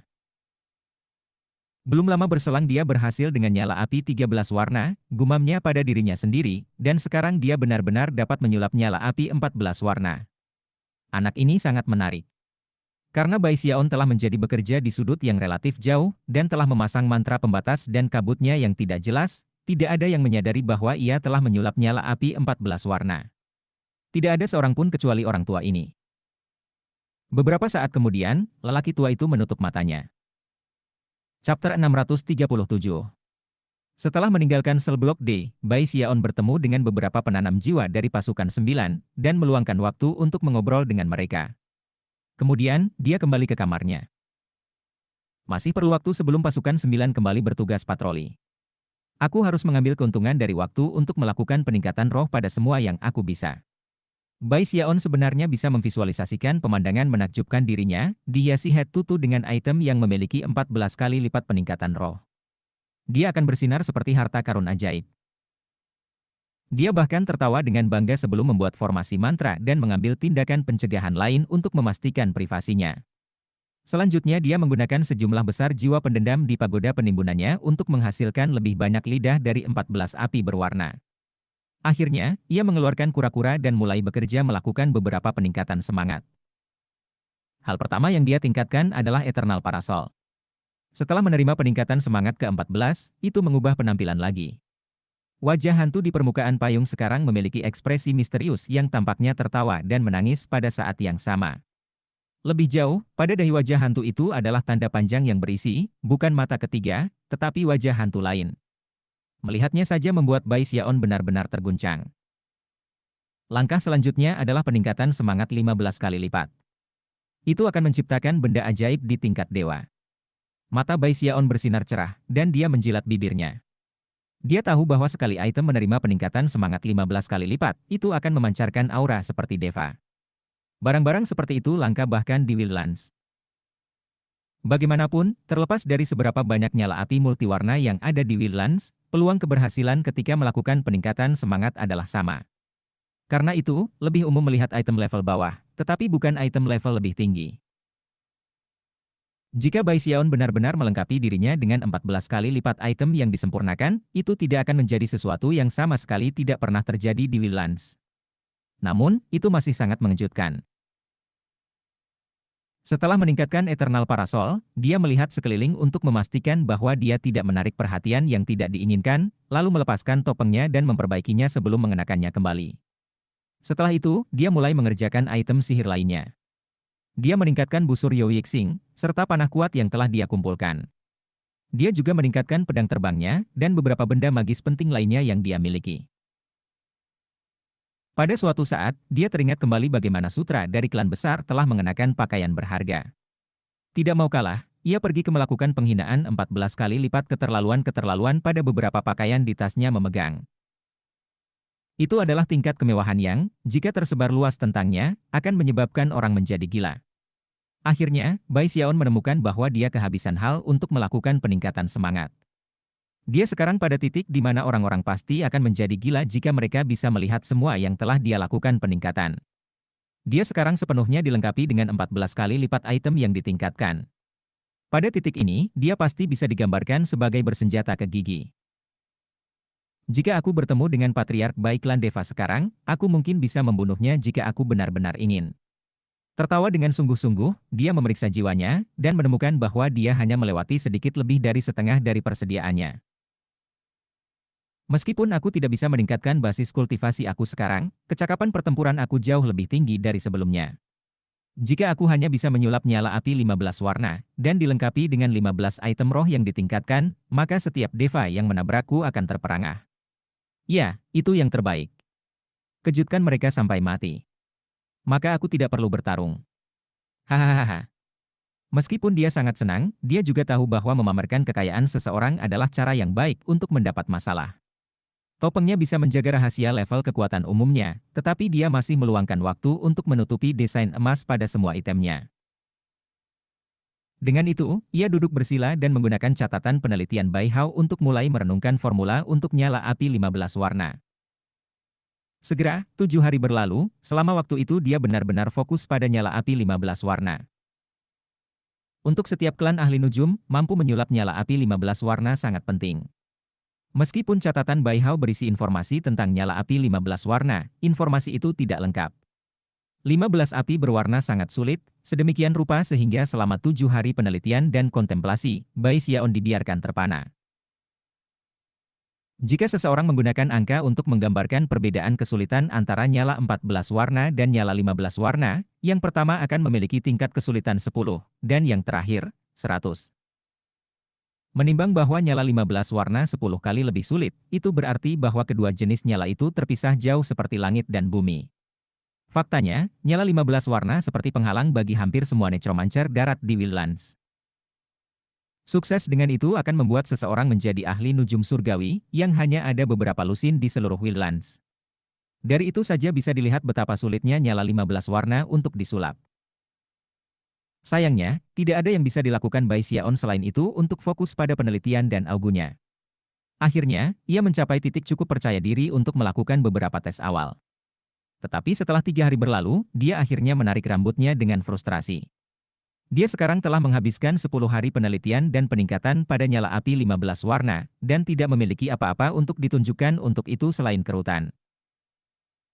Pada saat itulah dia mendengar Kapten Pasukan 9 berbicara di luar, dan dia tampak sangat gembira. Keluar dari sini, Bai Hao. Sesuatu yang besar sedang turun. Mengernyit, Bai Xiaon berjalan keluar dan menemukan Kapten berdiri di sana tampak sangat bahagia. Apa yang terjadi, Kapten? Kata Bai Xiaon, menahan menguap. Apakah ada tahanan baru atau sesuatu? Tepat sekali, ini adalah tahanan baru. Namun, dia tidak dikirim ke sel Blok D. Selain itu, orang yang meminta kehadiranmu mengenai tahanan baru ini adalah sipir itu sendiri. Dengan itu, dia meraih Bai Xiaon dan mulai menyeretnya pergi. Sipir. Rahang Bai Xiaon jatuh saat dia berpikir kembali ke Lisu, yang dia temui di luar parit ketika dia pertama kali tiba. Mungkinkah itu karena Raja Hantu Raksasa tidak memperhatikan aku, klan Cai atau klan Bai berusaha menimbulkan masalah? Namun, mengingat betapa bahagianya sang kapten, itu sepertinya tidak mungkin. Berhenti di tempat, ia bertanya, Kapten, apa yang sebenarnya terjadi? Sesuatu yang besar. Sesuatu yang luar biasa. Kapten tertawa terbahak-bahak, tetapi juga bisa melihat bahwa Bai Xiaon merasa sedikit gugup. Menariknya kembali, dia mulai menjelaskan secara terperinci. Segera, semuanya menjadi jelas bagi Bai Xiaon. Menurut sang kapten, seorang tahanan baru-baru ini tiba di sel Blok A. Rupanya, tahanan ini sangat penting, dan membuat dia berbicara adalah masalah yang sangat penting sehingga kepala penjara sendiri tertarik dengan masalah ini. Tahanan baru ini sangat bungkam, sedemikian rupa sehingga bahkan Inkuisitor gelap dari 4 blokir tidak bisa membuatnya berbicara sepatah kata pun. Karena dia adalah seorang kultivator Naschen Soul, melakukan pencarian jiwa pada dirinya tidak akan sangat efektif, dan kemungkinan akan berakhir membunuhnya. Oleh karena itu, tahanan baru ini telah menjadi duri di sisi lembaga pemasyarakatan iblis secara keseluruhan. Sipir berada di bawah banyak tekanan karena situasi ini, dan telah menjadi marah beberapa kali karena itu. Sayangnya, meskipun menggunakan semua metode yang mereka miliki, keempat Inkuisitor gelap tidak menghasilkan apa-apa. Setelah menemui jalan buntu, Wakil Kepala Sipir Sel Blok D, San Peng, telah menunjukkan bahwa Bai Hao sangat ahli dalam melakukan interogasi. Dia bahkan menjelaskan bagaimana dia telah memaksa semua tahanan lama di Sel Blok D untuk memberikan informasi mereka. Biasanya, masalah yang penting ini tidak akan terungkap pada Bai Xiaon. Namun, Li Su kehabisan pilihan, dan ketika San Peng menyebut Bai Hao, ia ingat bahwa ia agak penting. Menjadi putus asa, dia memutuskan bahwa dia mungkin juga memberikan suntikan Bai Hao ini. "Bai, anakku, ini kesempatan bagus," kata sang kapten bersemangat. "Jika kamu bisa membuat narapidana ini berbicara, kamu akan menjadi penyelidik gelap nomor 1 di lembaga pemasyarakatan iblis." Kapten memiliki kepercayaan penuh pada Bai Xiaon, dan yakin bahwa tidak ada seorang pun di dunia ini yang dapat tetap membisu di hadapannya. Meskipun menjadi Inkuisitor gelap nomor 1 tidak datang dengan penunjukan resmi, menurut aturan lembaga pemasyarakatan iblis, selama keempat blokir setuju tentang masalah ini, maka itu akan menjadi resmi. Inkuisitor gelap nomor 1 memiliki posisi tepat di bawah kepala sipir, dan sama kuatnya dengan wakil sipir. Jika kamu berhasil, kamu akan mencapai kenaikan meteor. Bahkan, kamu akan bisa mendapatkan akses ke kekayaan tahanan lama di 3 blok sel lainnya. Ketika itu terjadi, jangan lupa tentang pasukan lama kamu di sel blok D. Berbicara dengan penuh semangat sepanjang waktu, Kapten menyeret Bai Xiaon ke arah sel blok A. Sekarang Bai Xiaon mengerti segalanya, dia menghela nafas lega. Selama klan Bai dan Chai tidak datang untuknya, dia tidak perlu takut. Faktanya, mengingat itu hanya masalah interogasi, dia tidak khawatir sama sekali. "Ah, ini bukan apa-apa. Jangan khawatir, Kapten, tidak ada rahasia yang tidak bisa aku ungkapkan." Sambil mengangkat dagunya dengan bangga, dia bergegas bersama dengan Kapten menuju sel blok A. Sel blok A terlihat sangat mirip dengan sel blok D. Namun, itu jauh lebih besar, dan juga jauh lebih menyeramkan. Itu dipenuhi dengan aura dingin dan menakutkan, dan tempat para penjaga dipenuhi dengan fluktuasi jiwa yang kuat. Jelas, berlatih kultivasi di sini akan sangat bermanfaat. Di alun-alun di tengah sel blok A, ada tengkorak besar berisi seorang pria parubaya dalam pakaian compang-camping. Ada orang lain di dalam sangkar, yang memegangi pria itu di leher, namun napi itu masih memiliki pandangan jijik di matanya. Untuk beberapa alasan, dia tampak akrab dengan Bai Xiaon. Cukup sekelompok orang telah berkumpul di luar kandang. Ada San Peng dari sel blok D, yang diapit oleh 3 pria tua yang tampak menyeramkan, yang tidak lain adalah wakil sipir dari blokir lain. Ada 4 pembudidaya juga, beberapa dari mereka sudah tua, beberapa dari mereka masih muda. Namun, tanpa kecuali, mereka semua memiliki aura dingin dan menyeramkan. Tampaknya seperti berjalan ke tengah-tengah mereka akan seperti berjalan ke lubang ular beludak. Bai Xiaon hanya mengenali satu di antara kelompok 4, dia menjadi Inkuisitor gelap sel blok D. Berdasarkan itu, tampak jelas bahwa 3 lainnya adalah Inkuisitor nomor 1 dari blokir lain, Inkuisitor gelap. Selain mereka, sekelompok besar penjaga sel blok A hadir. Selain semua orang yang disebutkan sejauh ini, ada orang yang memegang leher tahanan. Dia tak lain adalah Sipir Li Su. Ketika Li Su merasakan kedatangan baru, ia melonggarkan cengkramannya pada tahanan dan berbalik untuk melihat Bai Xiaon. Sorot matanya sekejam serigala dan setajam pisau. Chapter 638. Tatapan Li Su begitu kuat sehingga Bai Xiaon tanpa sadar menyusut kembali. Meskipun Li Su bukan Deva, dia berada di lingkaran besar tahap jiwa Naschen, dan ditambah dengan fakta bahwa dia adalah sipir penjara iblis, itu membuatnya tampak seperti tipe individu yang menyeramkan yang bisa meletus dengan luar biasa kekuatan setiap saat. "Bai Hao, jika kamu bisa membuat tahanan ini berbicara, kamu akan dinamai Inkuisitor gelap nomor 1 di penjara iblis. Dan jika kamu tidak bisa, maka kamu bisa keluar dari sini dan mencari tahu bagaimana menangani masalah kamu sendiri tanpa bantuan kami." Kesabaran Li Su jelas telah berkurang tipis dalam beberapa hari terakhir. Selain itu, dia hanya punya 2 hari lagi untuk mendapatkan informasi yang dia butuhkan dari tahanan ini, kalau tidak dia akan berada dalam masalah besar. Itu hanya meningkatkan rasa jengkelnya. Selain itu, ia harus berhati-hati untuk tidak membunuh tahanan khusus ini. Lagi pula, beberapa penyelidikan diam-diam telah mengkonfirmasi bahwa itu adalah Raja Hantu Raksasa sendiri yang telah mengeluarkan perintah agar tahanan dikirim ke sini untuk diinterogasi. Ketika Kapten Pasukan 9 mendengar permintaan sipir, wajahnya jatuh. San Peng juga terkejut. Bagaimanapun, San Peng telah merekomendasikan Bai Hao, namun, Li Su tampaknya mengubah situasi yang seharusnya menjadi situasi yang baik menjadi sebaliknya. Bai Xiaon berhenti di tempatnya, alisnya berkerut saat dia memandang Li Su. 3 wakil sipir lainnya dan inkuisitor gelap semuanya memandang dengan wajah tanpa ekspresi. Namun, di dalam, sebagian besar dari mereka terkekeh dingin, terutama para inkuisitor gelap dari 3 blok sel lainnya. Mereka semua adalah orang-orang yang bangga, dan mempertimbangkan bahwa mereka telah gagal dengan interogasi mereka sendiri, mereka yakin bahwa memanggil Pang Muda ini adalah buang-buang waktu. Bisakah kamu membuatnya bicara? Jika tidak, maka kamu bisa keluar dari lembaga pemasyarakatan iblis seketika ini juga. Suara Li Su dingin dan tirani, dan disambut dengan sunyi senyap oleh semua orang di ruangan itu. San Peng menghela nafas dalam-dalam, dan Kapten Regu 9 gemetar, dan tidak berani berbicara. Bai Xiaon tidak senang dengan situasinya. Dia tahu bahwa Li Su tidak begitu menyukainya, tetapi sepertinya dia tidak meminta untuk datang ke sini. Dia telah dipanggil. Melampiaskan kemarahannya kepadaku, ya. Pikirnya. Apakah dia mencoba menggunakan situasi ini sebagai alasan untuk mengusirku dari penjara iblis? Itu adalah situasi yang bermasalah. Lagi pula, jika dia dikeluarkan dari penjara iblis, dia akan memiliki klan Chai dan Bai untuk diurus. Mempertimbangkan kesulitan yang akan terlibat dalam situasi itu, dia memutuskan bahwa dia akan lebih baik dilayani dengan bertahan pada nasibnya saat ini. Karena itu, dia perlahan berjalan maju menuju sel tengkorak, di mana dia melihat sedikit lebih dekat pada pria di dalam. Dia tampak akrab sebelumnya, dan sekarang, setelah memeriksanya dari dekat, dia menyadari bahwa dia adalah salah satu dari 3 tetua klan Chai yang telah mengejarnya di sini untuk memulai. Tetua mengenali Bai Xiaon, dan meskipun memiliki rambut dan darah acak-acakan keluar dari sudut mulutnya, dia masih menatapnya dengan ekspresi menghina yang sama seperti sebelumnya. Terlepas dari bagaimana ia jelas telah memar dan dipukuli, niat membunuh di matanya jelas.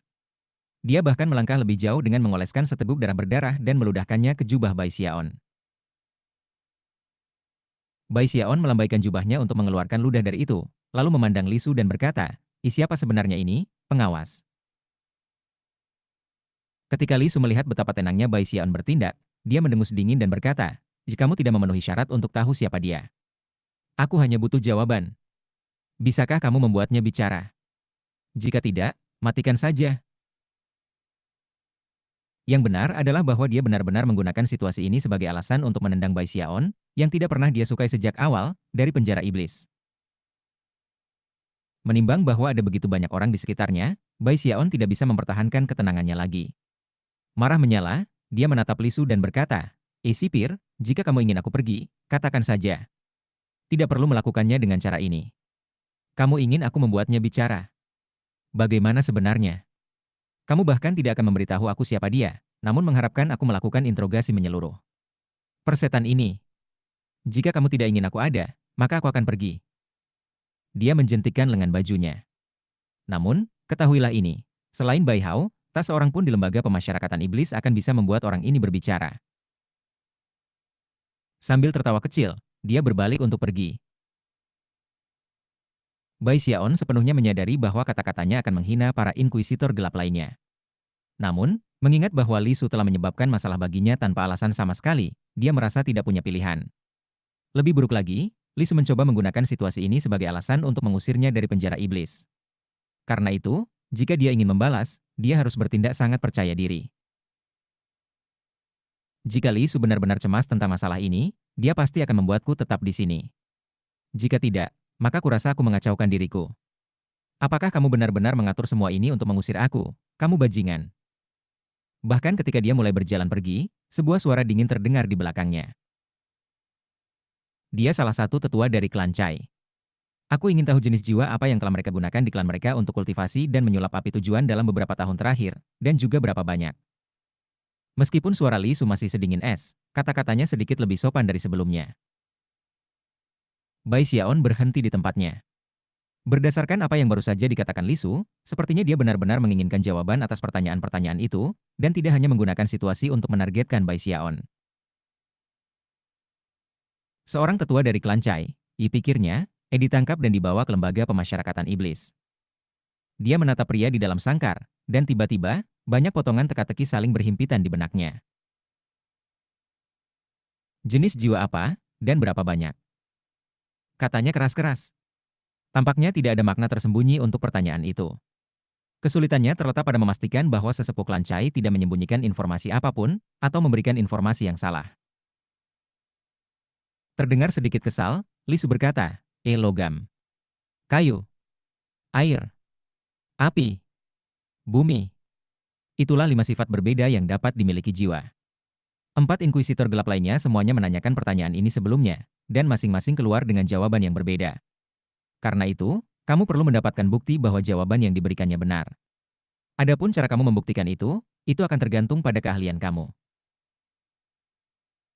Bai Xiaon berjalan kembali ke sel tengkorak dan menatap sesepuh klan Cai. Jelas, jika dia bergerak lebih lambat ketika pria ini dan 2 sesepuhnya mengejarnya baru-baru ini, mereka akan membunuhnya. Karenanya, dia tidak merasakan sedikit pun belas kasihan untuk pria itu. Satu hal yang dia pelajari pada waktunya di penjara iblis adalah bahwa walaupun 3 klan besar tampaknya bersekutu satu sama lain, itu sebagian besar karena faktor eksternal, di mana mereka memiliki sedikit kendali. Kemudian dia berpikir kembali bagaimana Raja Hantu Raksasa menyelamatkannya dari Bai Klan, dan tiba-tiba, sebuah ide baru terbentuk di benaknya. Raja Hantu Raksasa jelas tidak cocok dengan 3 klan besar. Tapi apa yang membuat ketiga klan itu berpikir mereka bisa berkelahi dengan setengah dewa? Dan mengingat tingkat basis budidaya Raja Hantu Raksasa, mengapa dia tidak menghapus mereka dari peta? Bai Xiaon sangat ingin tahu jawaban untuk pertanyaan ini. Menimbang bahwa Li Su berdiri di sana menunggu jawaban, Bai Xiaon tahu dia tidak punya pilihan dalam masalah ini. Jika dia ingin bertahan hidup di Wildlands, dia harus memilih satu sisi. Raja Hantu Raksasa. Atau 3 klan besar. Begitu dia membuat pilihan, dia harus menaatinya. Pada akhirnya, dia tidak perlu menghabiskan banyak waktu memikirkan pilihan mana yang harus dipilih. Mata berkedip-kedip dengan cahaya dingin, dia membuka pintu sel dan melangkah masuk. Pada saat yang sama, ia mengirim asap hitam yang mengalir keluar dari telapak tangannya, yang menyebar ke dalam sel dan membuatnya tidak mungkin untuk melihat ke dalam. Bahkan Li Su, yang berada di lingkaran besar tahap Nas Chen Soul, bisa melihat melewati kabut yang tidak terlihat yang bisa dibuat topeng Bai Xiaon. Inkuisitor gelap sel blok akrab dengan Bai Xiaon, dan berdiri di sana diam-diam. Adapun inkuisitor gelap lainnya, mereka semua berpikir bahwa Bai Xiaon terlalu memikirkan dirinya sendiri, dan tertawa lebih dingin dari sebelumnya. Sambil tersenyum dingin, mereka mulai mengirimkan percakapan di antara mereka sendiri. Dia hanya sengaja membingungkan. Mari kita lihat keterampilan apa yang seharusnya dia miliki. Apakah dia benar-benar berpikir dia bisa membuat orang ini berbicara ketika kita tidak bisa? Bahkan tidak perlu memikirkan pertanyaan itu. Tentu saja dia hanya bertindak. Dia pasti akan datang dengan jawaban acak. HMPH. Salah satu dari kami pasti sudah mendapatkan jawaban yang benar darinya. Benar-benar tidak perlu bagi sipir untuk bertanya lagi. Li Su mengerutkan kening, tetapi dalam kecemasannya, yang ia pedulikan hanyalah Bai Xiaon mendapatkan jawaban yang benar. Selama dia mendapatkan kebenaran dari tetua klan Cai, Li Su bisa menerima situasi apapun. Di dalam sel, Bai Xiaon menatap tetua klan Cai dan menghela nafas. Katakan saja apa yang ingin aku ketahui, katanya. Lagi pula, ketika aku bertanya, aku bahkan menakuti diriku sendiri. Mata menyala dengan niat membunuh, sesepuh klan meludahi Bai Xiaon dan kemudian berkata, jika kamu tidak berlari secepat kamu lakukan, kamu bajingan kecil, maka aku akan menghancurkan kamu sampai mati. Sekarang setelah kamu memprovokasi klan Cai, kamu telah menjamin kematian dini untuk diri sendiri. Apakah benar-benar menyenangkan untuk berkeliling meludahi orang sepanjang waktu? Kata Bai Xiaon. Kesal karena diludahi 2 kali, dia menampar tasnya untuk menghasilkan beberapa pil afrodisiak. Bibirnya bungkam. Mari kita lihat apakah kamu berani tutup mulut setelah ini. Di luar sel, cukup waktu berlalu untuk sedikit kurang dari setengah dupa untuk dibakar. Kemudian, Jeritan serak bergema yang tampaknya mengandung emosi terpendam. Tiga inkuisitor gelap itu terkejut, dan dengan cepat mulai mengirimkan percakapan lain. Dari sifat jeritan, sepertinya Bai Hao ini memang memiliki sedikit keterampilan. Namun, untuk membuat orang melolong dalam mode terpendam seperti ini adalah sesuatu yang bisa kita lakukan dengan mata tertutup. Jelas, mereka masih merendahkan seperti sebelumnya. Adapun Kapten Pasukan 9, begitu dia mendengar teriakan itu, matanya bersinar. Pada saat ini, dia merasa seolah-olah semua kepercayaannya sedang dikonfirmasi. Ekspresi Li Su masih suram, tetapi di dalam, dia dengan cemas merenungkan potensi kerugian dan keuntungan. Bahkan ketika pikiran yang berbeda mengalir dalam benak setiap orang, jeritan dari dalam sel tumbuh lebih intens, dipenuhi dengan kemarahan yang tak terlukiskan. Kamu akan mati kesakitan, Bai Hao. Aku akan membunuh kamu. Jika kamu tidak cukup cepat terakhir kali, aku akan merobek kamu berkeping-keping. Rupanya, sesepuh klan Chai sedang mencoba menggunakan metode kutukan kemarahan ini untuk mengurangi rasa sakit dan siksaan yang tak terlukiskan yang dia alami. Agah. Jeritan semakin intensif selama 1 jam penuh. Semua orang di luar sel terengah-engah, dan untuk 3 inkuisitor gelap, mereka terus bertukar pandangan kaget. Mata sipir Li Su bersinar terang, dan ada sedikit kebutuhan untuk menyebutkan penjaga sekitarnya dari sel blok A. Semua orang benar-benar terkejut. Apa sebenarnya yang dilakukan Bai Hao di sana? Bagaimana dia bisa memancing jeritan emosi yang terpendam seperti itu? Surga. Bahkan suaranya saja sangat menusuk tulang. Yang lebih mengerikan adalah bahwa, terlepas dari berapa banyak waktu yang telah berlalu, jeritan hanya terus tumbuh lebih pahit, dan kekuatan hidup korban sebenarnya tumbuh lebih berlimpah. Ini tak terbayangkan. Chapter 639. 1 jam lagi berlalu, dan teriakan berlanjut, semakin pahit saat waktu berlalu. Itu adalah adegan yang tragis dan brutal. Para penjaga di luar kandang, meskipun telah bertugas di penjara iblis selama bertahun-tahun, dan telah melihat banyak hal, benar-benar terguncang. Pada titik ini, teriakan tidak lagi mengandung kutukan di Bai Xiaon. Itu adalah tangisan kesengsaraan sederhana, tipe yang keluar begitu bebas, dan dipenuhi dengan kegilaan dan intensitas, sehingga setiap orang yang mendengarnya merasa kedinginan. Karena asap hitam yang memenuhi kandang, tidak mungkin untuk melihat apa yang sebenarnya terjadi di dalam, yang hanya membuat situasi semakin dramatis. Para penjaga biasa terkejut, dan bahkan 4 inkuisitor gelap kesulitan bernafas secara normal, dan wajah mereka ditutupi dengan ekspresi yang sangat serius. Mata Li Su bersinar cerah dengan antisipasi dan gugup. Saat semua orang menunggu di luar, Bai Xiaon ada di dalam kandang, mengerutkan kening pada sesepuh Chai Clan yang gemetaran. Mata pria itu benar-benar memerah, dan pembuluh darah biru menonjol di wajah dan lehernya saat dia menatap Bai Xiaon. Terlepas dari kenyataan bahwa dia berteriak dengan sedih, matanya memancarkan kegilaan. Pintar, gumam Bai Xiaon. Menggunakan jeritan untuk melampiaskan tekanan dari dalam, ya. Dia mendengus dingin. Tetua klan Chai ini bukan satu-satunya orang yang menggunakan metode seperti itu. Selama waktunya menginterogasi beberapa monster lain di penjara iblis, Bai Xiaon telah melihat ini pada beberapa kesempatan. Menjepit tangannya di belakang punggungnya, dia mengangkat dagunya ke atas dan berkata, "Aku menyarankan kamu untuk hanya berbicara. Kami berdua memiliki perintah untuk diikuti, dan aku benar-benar tidak ingin menggunakan metode nomor 2 aku. Metode nomor 2 tidak sepenuhnya tak tertandingi di bawah langit, tetapi sudah dekat." "Lepaskan," sesepuh klan Clay meraung, ekspresinya ganas, seolah-olah dia ingin memakan Bai Xiaon hidup-hidup.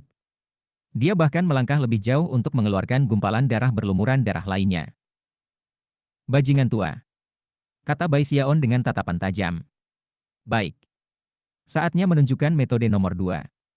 Tangan kanannya berkedip dengan gerakan mantera, dan dia melambaikan jarinya ke tetua, menyebabkan tanda pemeteraian menempel ke mulutnya. Begitu mulut si tetua tersegel, dia tidak lagi bisa mengeluarkan satu teriakan. Semuanya sekarang terjebak di dalam dirinya. Metode ini membuatnya tidak mungkin baginya untuk melampiaskan melalui menjerit. Seketika si tetua mulai bergetar hebat. Matanya menjadi lebih merah daripada sebelumnya, dan saat dia berjuang, dia merasakan sensasi seperti api yang membara di dalam dirinya. Sial baginya, tidak ada cara untuk melepaskan api itu. Dia mulai berkeringat deras. Rasanya seperti dia berdua dibakar hidup-hidup dan secara bersamaan diinjak-injak oleh semut yang tak terhitung jumlahnya. Sensasi itu hampir mustahil untuk dilukiskan dengan kata-kata. Pemandangan itu menyebabkan wajah Bai Xiaon berkedut dan jantungnya berdebar. Namun, pria ini berusaha mengejarnya dan membunuhnya. Selanjutnya, Bai Xiaon bekerja untuk Raja Hantu Raksasa sekarang, dan menunjukkan belas kasihan dalam situasi ini tidak hanya akan membuat kemarahan orang-orang di atasnya, tetapi juga bisa membuatnya terbunuh. Terkadang dalam hidup kamu hanya perlu membuat beberapa kompromi, pikirnya. Menghela nafas, dia berjongkok di depan tetua kelancai dan berkata, bicara saja, oke. Jika kamu tidak membuat segalanya menjadi sulit bagi aku, maka tentu saja aku tidak akan membuat segalanya menjadi sulit bagi kamu. Itu akan lebih baik di sekitar. Yang ingin aku tahu adalah berapa banyak jiwa yang telah digunakan kelancai dalam beberapa tahun terakhir, dan tipe apa. Ini pertanyaan sederhana. Saat Bai Xiaon berbicara, kegilaan di mata sesepuh Cai Klan tumbuh lebih intens. Tatapannya begitu brutal sehingga sepertinya dia akan dengan senang hati mati jika itu berarti bisa membawa Bai Xiaon bersamanya. Mengernyit, Bai Xiaon berdiri dan melangkah mundur beberapa langkah. Semua orang di luar sel terus mengamati, terkejut bahwa teriakan itu berhenti, hanya untuk digantikan oleh dengusan teredam.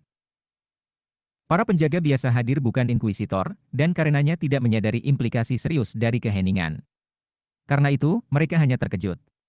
Namun, keempat murid inkuisitor gelap mengerut, dan mereka saling bertukar pandangan serius. Membuat para tahanan berteriak adalah sesuatu yang dilakukan oleh inkuisitor biasa. Tapi mencegah mereka berteriak adalah level yang sama sekali berbeda. Banyak orang memahami kebenaran umum itu, tetapi sulit untuk memahami dengan tepat bagaimana dan kapan menggunakan metode seperti itu. Sulit untuk mengatakan bagaimana Bai Hao ini melakukannya, tetapi teriakan sebelumnya jelas mengandung tekanan terpendam yang perlu dibuang. Sekarang, dia pada dasarnya terhubung dengan gunung berapi. Lain kali meletus, itu akan mengejutkan. Kami meremehkan Bai Hao ini. Mata Lisu bersinar terang.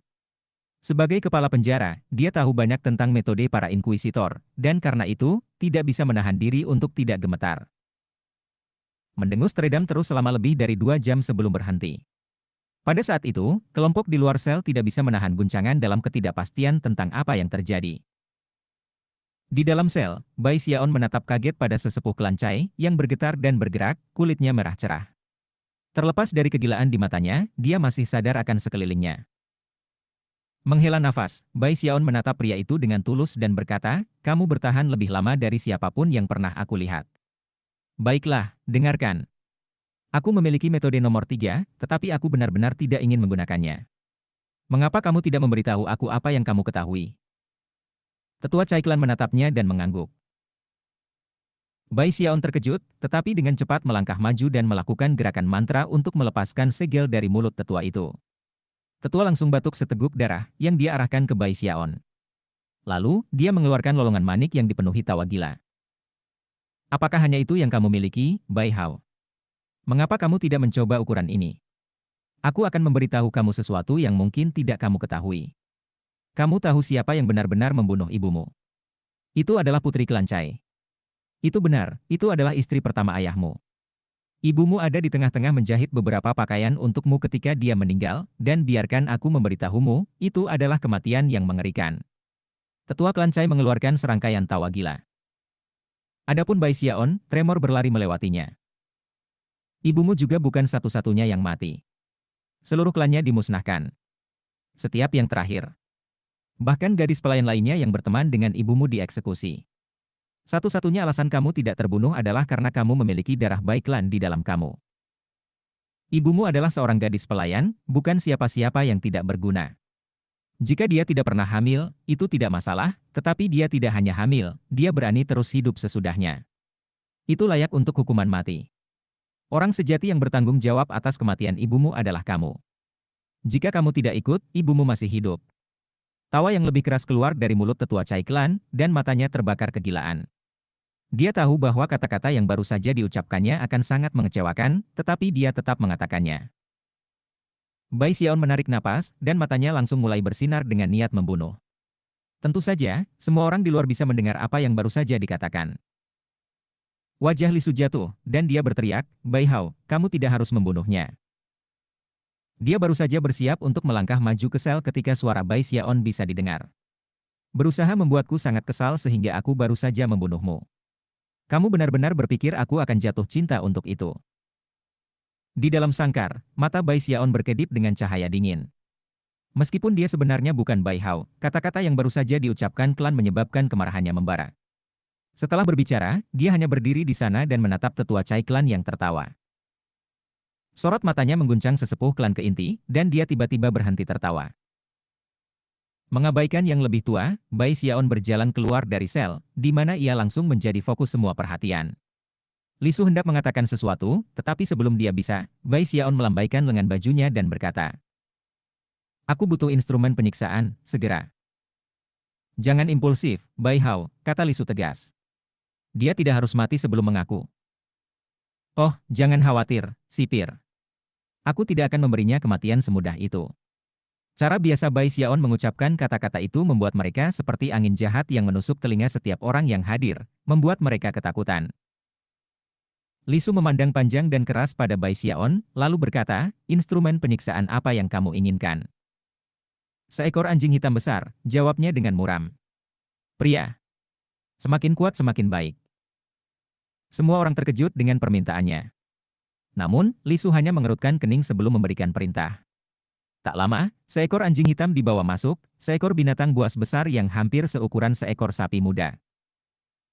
Itu adalah hal yang tampak kejam, dengan gigi kuning tajam dan otot-otot yang menonjol.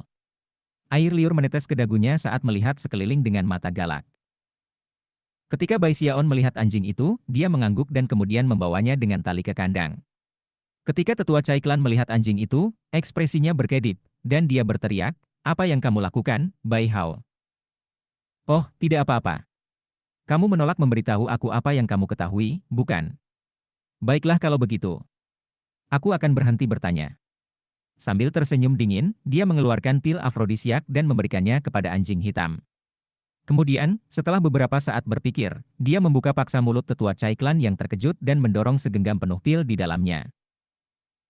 Sebelumnya, dia enggan melakukan ini, tapi setelah apa yang dikatakan oleh tetua Cai Klan, kebencian di hati Bai Xiaon mulai membakar lebih panas dari sebelumnya. Ini adalah metode nomor 3, sebuah metode yang tidak dapat ditahan oleh siapapun. Jika kamu bisa menanganinya, maka ketika prosesnya selesai, kami akan menemukan hewan yang lebih ganas untuk kamu nikmati. Chapter 640. Melihat anjing hitam yang menggeram itu menghantam rasa takut yang mendalam di hati sesepuh klan Cai. Selain itu, karena pil afrodisiak dalam jumlah besar yang baru saja dimasukkan ke dalam mulutnya, dia dapat mengatakan bahwa dia akan kehilangan kendali atas dirinya sendiri. Fakta bahwa Bai Xiaon belum melepaskan anjing itu menyebabkan hati si tua dipenuhi dengan sensasi siksaan yang mendalam. Dia sudah menyesal sengaja membuat kesal Bai Xiaon. Untuk pertama kalinya, ekspresi keraguan muncul di mata si tua-tua. "Dengar, mari kita bicarakan semuanya, Bai Hao. Aku bisa." Sebelum dia bisa mengatakan hal lain, Bai Hao menyela, "Aku tidak ingin mendengarnya." Lalu ia melepaskan cengkramannya pada tali anjing. Anjing itu segera melolong dan menerkam sesepuh klan Cai. Kerumunan orang berkumpul di luar sel lalu mendengar teriakan yang belum pernah mereka dengar sebelumnya sepanjang hidup mereka. Kepahitan melampaui segala jeritan yang bahkan bisa mereka bayangkan. Itu adalah jeritan yang tampaknya mengandung jenis rasa sakit paling hebat yang mungkin. Para penjaga sel blok A semuanya terengah-engah dan gemetar, dan masing-masing dari mereka memikirkan hal yang sama, jangan pernah memprovokasi Bai Hao. Wajah para inkuisitor gelap berkedip dengan berbagai emosi ketika mereka melihat ke sel. Meskipun mereka tidak dapat melihat apa yang terjadi, hal-hal yang mereka bayangkan sedang terjadi membuat mereka terguncang secara tak terlukiskan. Betapa brutalnya. Siapa yang bisa menahan rasa sakit seperti itu?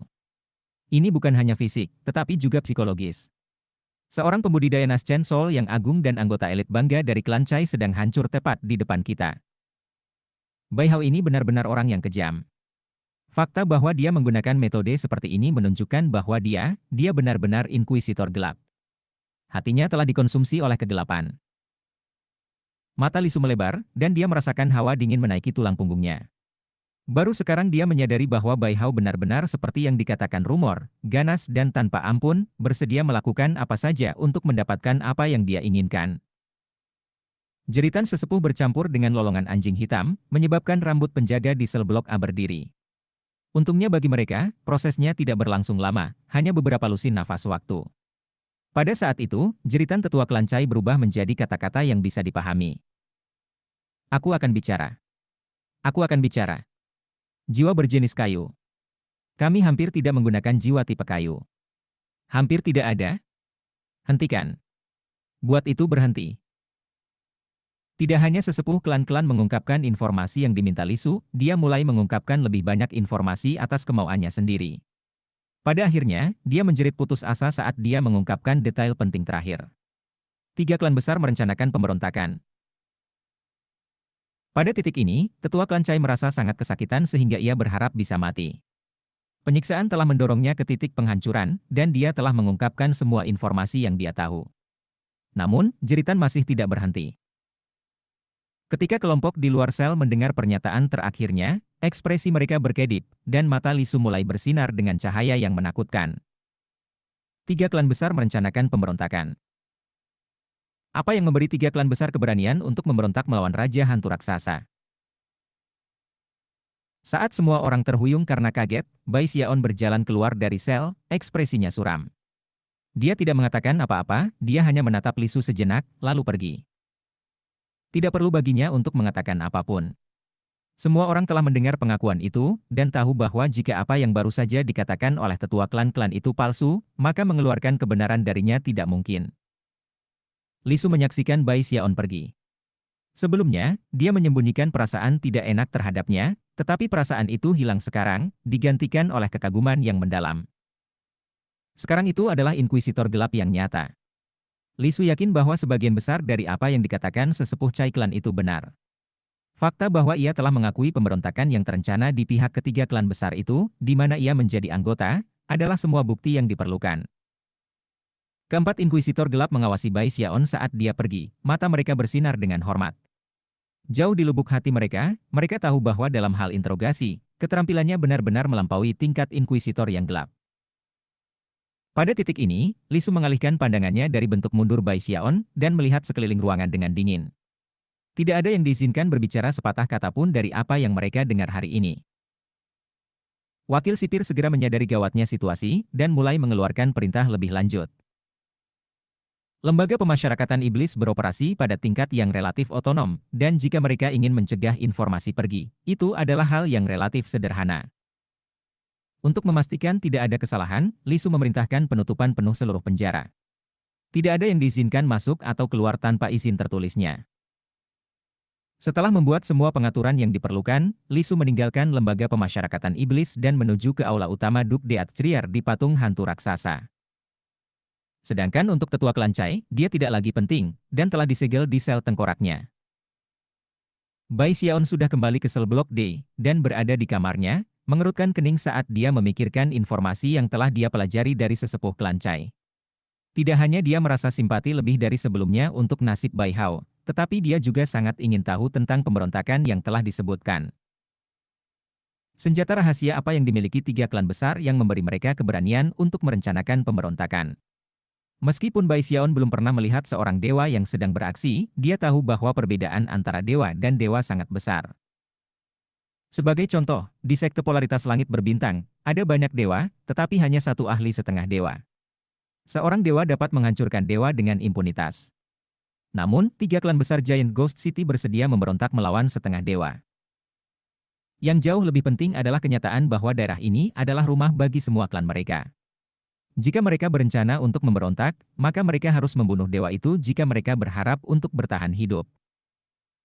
Jelas ada beberapa rahasia besar yang tidak aku sadari.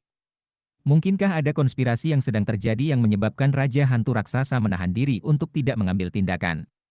Bai Xiaon merasa bingung tentang situasinya seolah-olah dia sedang mencoba mempelajari bunga di kabut. 3 klan besar harus memiliki sesuatu yang memberi mereka kepercayaan diri untuk berhasil. Tapi apa?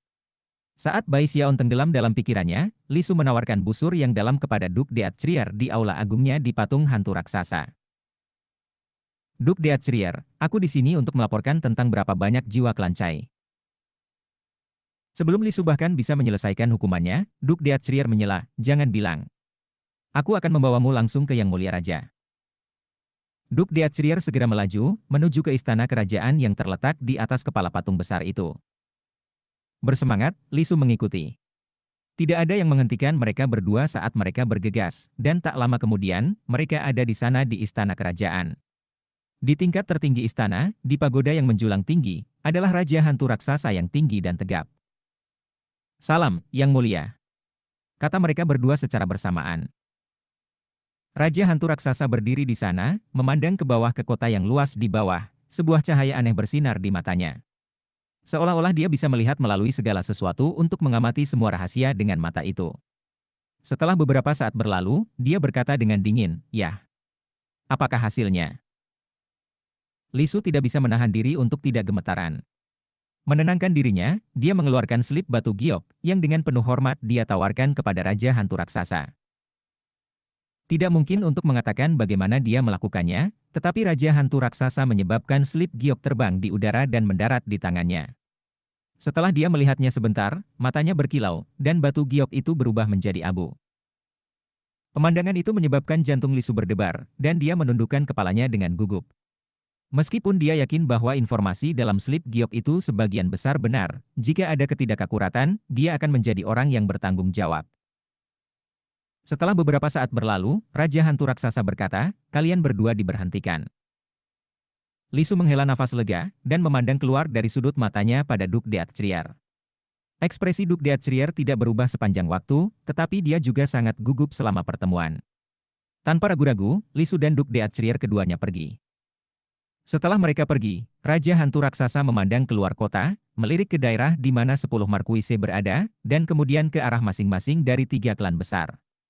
Akhirnya, senyum muncul di wajahnya. Jadi, interogasi mengungkapkan rencana pemberontakan. Jiwa tipe kayu paling sedikit digunakan, seperti yang aku harapkan. 3 klan besar menggunakan masalah penerus Kaisar Neraka sebagai alasan. Untuk membangun jiwa. Mereka pasti tidak menahan apapun.